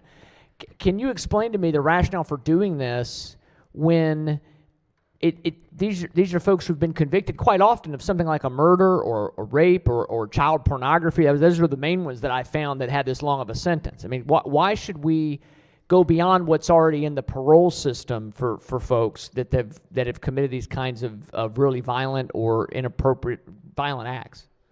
Well, I think there's a myriad of reasons. Of course, sometimes parole is simply not a fix. It's not adequate. They're not going to get parole in many instances. But, I wish that this entire body could hear some of the testimony that we heard from some of the incredible witnesses. For instance, several people that were released under the Juvenile Restoration Act that were convicted and sentenced at ages 15, 16, testified about how they are benefiting the community because of their release. They were rehabilitated, they were sentenced as children.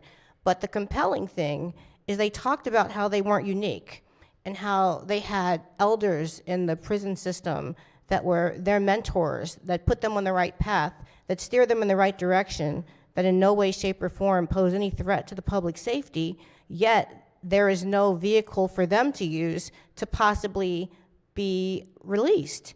And so much of the discussion was about actually the American Bar Association and other entities have all kind of done these sentence reassessments and come up with states should have reviews, some after 10 years, some after 15 years. This bill is 20 years because the likelihood that someone has been rehabilitated in 20 years is great and that they are no longer a threat to public safety.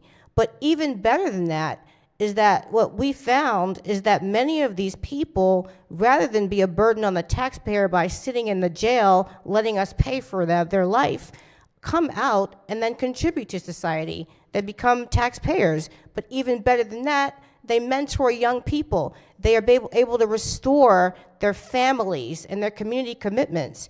And so I guess the conclusion that I would give in terms of answering your question is that the review is for the purpose of weeding out those persons that would actually be beneficial back in society. And of course, those terrible ones that aren't rehabilitated, or maybe the nature of the crime was so horrible that the judge can't even consider it, those are the people that aren't going to get it. But so this is the purpose to make sure that we continue to incarcerate long-term those people that should be, but if someone really shouldn't be there, that they have an opportunity to get a review. Mr. President, as we have this dialogue on this issue, the answer from my friend, the senator from Baltimore City, I know the passion on this issue, and again, when we're talking about crimes that are, we've had a lot of discussion over the years about second chances, and I've supported bills that give people second chances. The problem is when we talk about even somebody being rehabilitated, number one, giving them an opportunity to have their sentence revisited, that's partly what parole is for. It's pretty darn hard to be sentenced to life without parole in this state. It is really difficult. So almost everybody that this bill would cover would have an opportunity for parole. That's what that process is for. And we've now said that we've taken governor out of parole. It's the parole commission that does it completely. And so when we talk about rehabilitated, yes, I'm sure there are people who in their hearts have been rehabilitated. This is not about, the concerns about a bill like this are not because you don't believe someone's been rehabilitated. I believe people can be. But people are also sentenced because of the need for justice for what they did. And so that's a challenge as we look at this bill, and I think it's maybe the dichotomy between our two perspectives on it. I actually really do believe in second chances. I've always supported things like prison reform to be sure that we have opportunities for people, but there are certain crimes that I don't believe meet that standard. That's why we have a parole process to sort of determine that and be sure that victims have an opportunity to weigh in that process. Mr. President, and I thank you to the floor leader, I have some amendments on this bill, and I know we're not there yet, but I was planning to share them with the floor leader, but we took a very, very, very short break. So I don't know if we could adopt the committee amendment and special order for a little later in the calendar just so I can share the amendments with her. I'm imagining they won't be accepted, but they might. They might. So I think we only have one other bill on the calendar, so there's not much time in between. Well, my apologies then. If we want to proceed, I'm happy to proceed. My apologies that I wasn't able to unless you want to move it to one more. Okay. All right. But we have to adopt the committee amendment first. So question is on the committee amendment. Any objection to the committee amendment? Without objection, the committee amendment is adopted. Question now is on the amended report. Any discussion of the report? Senator, did the floor leader want to mention anything before? Yeah, sure, Mr. President. I just wanted to mention to my colleague that he mentioned something about the victims getting a chance to weigh in parole, and I wanted to point out I'm happy to walk through step by step the provisions of the bill if that's necessary, but victims absolutely have an opportunity in these hearings to participate if they so choose. If they do not choose to participate in person, they have the ability under this bill to just send a statement. So they absolutely, none of this is done without the participation of a victim if they so choose to participate. Mr. President, in light of that statement, one of my amendments deals with that, and I did not see it in the bill. So could we special order it just till after the next bill? Just so I have a minute to look over and be sure I've got what we've got and not delay anything any longer. If we can get rid of that amendment, I don't mind. Okay, so the senators moved to special order the bill until the following calendar. It appears there is not an objection. Any objections from the floor? Without objection, we will special order the bill following layover calendar number 47. Let's go to layover calendar number 47. Clerk will read the bill. Senate Bill 538, Senator Waldstreicher, Civil Actions, Non-Economic Damages, Personal Injury, Wrongful Death. Question is on the adoption of the two committee amendments in the favorable report. All right, question is on the two committee amendments in the favorable committee report. On the amendments, any discussion? Any objections? Without objection, the two committee amendments are adopted. Question now is on the amended report. Any discussion? Any objections? Without objection, the amended report is adopted. Are there any further amendments to the bill or its title? Seeing none, Senate Bill 538 is hereby ordered printed for third reading. We are back on the calendar. Clerk will read the bill. Senate Bill 123, Senator Carter, Criminal Procedure Petition to Reduce Sentence. Question is the adoption of the favorable report as amended.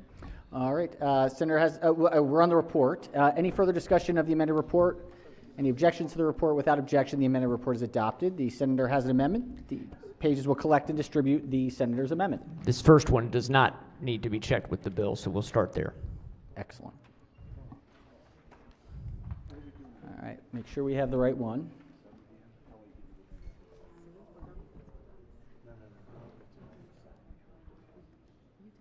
All right, sir, may explain the amendment. Thank you, Mr. President. I think there's this bill needs a little bit of clarity about a couple of crimes, and this one in particular is I don't believe someone who's been found guilty and sentenced to first-degree murder or to first-degree murder as a result of conspiracy should be this should not be something that they get to do. That's somebody who's been sentenced in first degree. They're serving without the possibility of parole, and I believe that sentence should stand, and they should not be able to that should not be able to be reversed. They are eligible for release when they're much older, as the body has done that in the past to allow for medical and early release for senior citizen prisoners. But this would say you can't be eligible for this benefit if you have been convicted of first-degree murder. So I would move the amendment, Mr. President. All right, Senator moves the amendment. Let's hear from the floor leader. I'd ask the body to reject the amendment. I understand that first-degree murder is the most serious of all crimes, but the way that our laws work, it's first-degree murder, even attempted first-degree murder can have the same sentence as first-degree murder. And I don't want to get too technical, but everything is not always the exact same act. For example, in Maryland, we also have something called felony murder, where someone can be present at the scene of a murder, participating in a felony, a murder occurs, and then they are convicted of first-degree murder. It could be something no more than a person following behind people in their neighborhood or their family. And so that's why we need the discernment of a court 20 years later to take a look at the full circumstances, including the nature of the crime, and trust and believe. There is no judge in the state of Maryland that is going to take that risk of letting someone out or reducing a sentence of someone that does not absolutely deserve it, and we're not 100% certain that that person's not a threat to public safety. And the bill itself says that the judge must determine that that person poses no threat to the public safety. So I would ask to reject this amendment. All right, on the amendment, any senators who have not yet spoken who wish to speak? If not, maker of the amendment. Thank you, Mr. President. And just in response, and I will ask for a roll call on this important amendment, we eliminated the death penalty in Maryland, and we said we're going to do life in prison without the possibility of parole, and actually in some ways that's a more severe punishment, but that we're going to do life without the possibility of parole. And it seems to so many of us that every year we have bills that seek to water down even that maximum penalty. It is exceedingly hard to be convicted of first-degree murder and be given a sentence of life without the possibility of parole in this state. It's very, very hard. And it's not just about whether that person in their heart has been rehabilitated. There is a price to pay when you have committed a kind of act that would allow you to be convicted of first-degree murder. And it's an affront to society, what you did. And that has to be a price for that. I know a lot of times it's gotten out of vogue to talk about justice in the way of talking about punishment, but there is a reason you have punishment. And it's not just because you have to be taught a lesson, it's because we value a certain standard in society as it relates to innocent life. So I don't believe if a family has gone through a very difficult trial and victims have gone through trial and the court has found with all the abilities to people to appeal, to appeal to higher courts, to question the competence of attorney, all the things you work through, and it's been adjudicated that they get life in prison without the possibility of parole, they're not handing that out like candy. That is a serious penalty, and we should not supersede the judgment of a court for this highest penalty that we give in our law, because we no longer have a death penalty. So I would ask the body to support just keeping this part. This is one that we should not allow for there to be anything beyond what's already available under the law. Thank you, Mr. President. All right. Any further discussion? Any further discussion? If not, the clerk will call the roll. Mr. President? Has everyone recorded their vote? Anyone wish to change their vote? Explain their vote? If not, the clerk will take the call. With 22 votes in the negative, the senator's amendment fails. Senator has another amendment. Pages will collect and distribute the senator's amendment.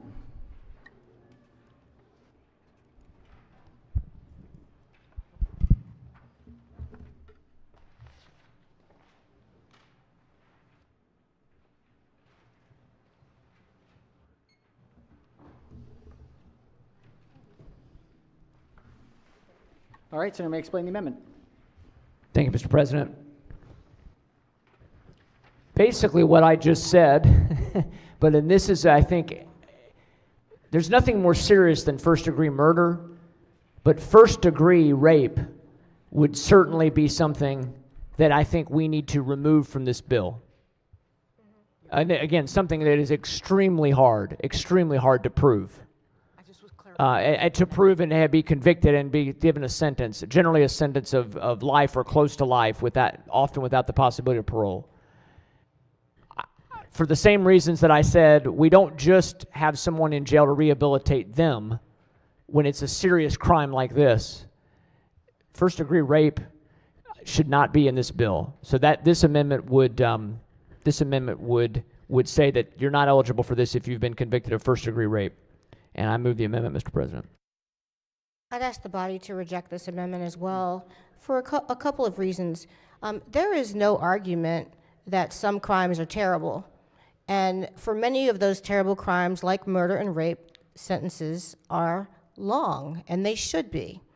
But when you go, we have got people in our prisons where their sentences went back to the 80s and 90s, when there was a particular movement afoot toward excessive sentences, where it absolutely was not the case that people were not getting sentenced to life without the possibility of parole. And so we heard from a myriad of people that once they have been fully rehabilitated, there is no mechanism for them to get out. And I know that our colleague talked about all of these mechanisms, but everything that he mentioned is something that happens immediately after trial, or it is something that involves some type of constitutional claim.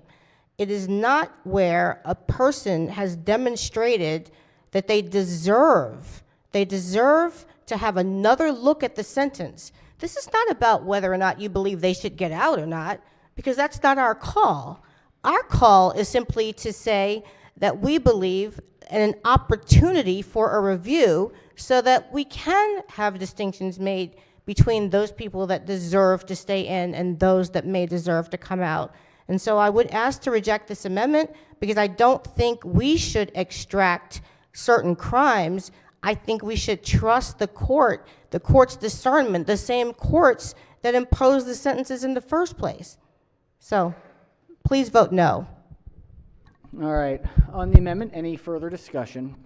If not, excuse me. From the Senator who's not yet spoken, Senator from the 45th District.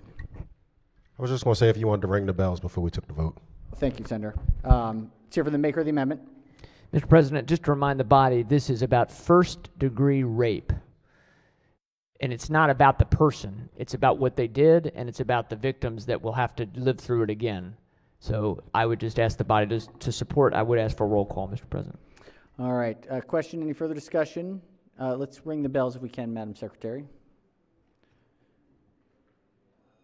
The clerk will call the roll. Mr. President? Has everyone recorded their vote?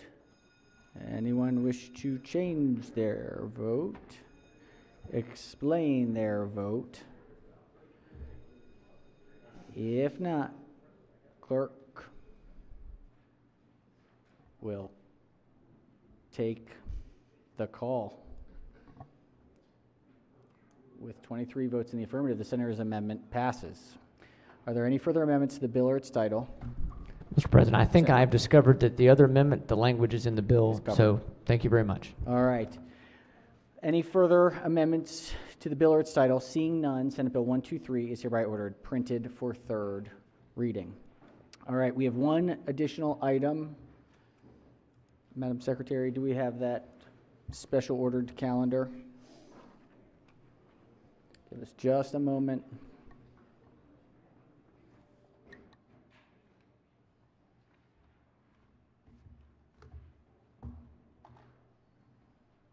This will be our last order of business before we move into, we take a little dinner break. We're going to look at probably 7 o'clock. 7 o'clock. Yeah, I think the key for is, starting at 7 so that we don't have to stay here all night. That's the goal. That's the Senator from District 11. Thank you, Mr. President. I made a mistake in voting. All right. I'd like to correct that on Amendment 673-029/1 on the last bill, Senate Bill 123. I'd like to change my vote from yay to nay, please. From yay to nay. All right. Do we have a vote change card? If we could get the vote change. Senator, once that's completed, if we could send it our way. Okay, great. All right, any objections to the change? Yes, Chair recognizes the Senator from the 42nd District. Just an inquiry, Mr. President. I believe the rule is you can't change your vote if it's going to change the result. Would this change of a vote change the result? It would not. Okay. It would not. All right. Any further? Senator from the 27th District? Yes, Chair recognizes the Senator from the 37th District. Would now be the appropriate time for a quick protocol announcement? Or very, very briefly, yes. Go ahead, Senator. quick. Permission to use the senator's name? Senator may proceed. It's been a long day. Colleagues, I'd like to draw your attention to we're doing a birthday celebration for Senator Sidnor. Today is his birthday. Can everybody join together and give him a big round of applause birthday, for making Senator. another year for Senator Sidnor? Happy birthday. All right, we do still have one more piece of business. If we have it now, Madam Secretary, we're good. All right, if we could read the bill. Senate Bill 537, Senator Feldman, Cannabis License Locations Restriction. The bill is on second reading and open to amendment. All right, believe we have an amendment. All right, we'll have to bring it up tomorrow. I mean late at the subsequent session. All right, Madam Chair, would you mind making the motion? Mr. President, I motion that we special order till this next session. Next session. All right, any objections? Without objection, so ordered. All right. I think that does it for now. We got through most everything. Let's see, do we have, are any committee meetings in between? I assume not. Giving everybody a break. Excellent. Any other announcements before we adjourn? 7 o'clock tonight. We do have 2 teams that are coming that were scheduled for today. So please try to be here as close to on time as possible so that we can kind of get that going and not be here all night tonight. So anything else? If not, let's do a quorum call. Mr. President, Has everyone recorded their presence? If so, the clerk will take the call. With 42 members in the chamber and a quorum being present, the Senate of Maryland remains in session. Chair recognizes the Majority Leader. Thank you, Mr. President. I move the Senate of Maryland stand adjourned until 7 p.m. 7 p.m. Without objection, so ordered. Have a safe afternoon. We will secure the chamber. We'll secure the chamber, so please feel free to leave your personal goods here. All right, so ordered.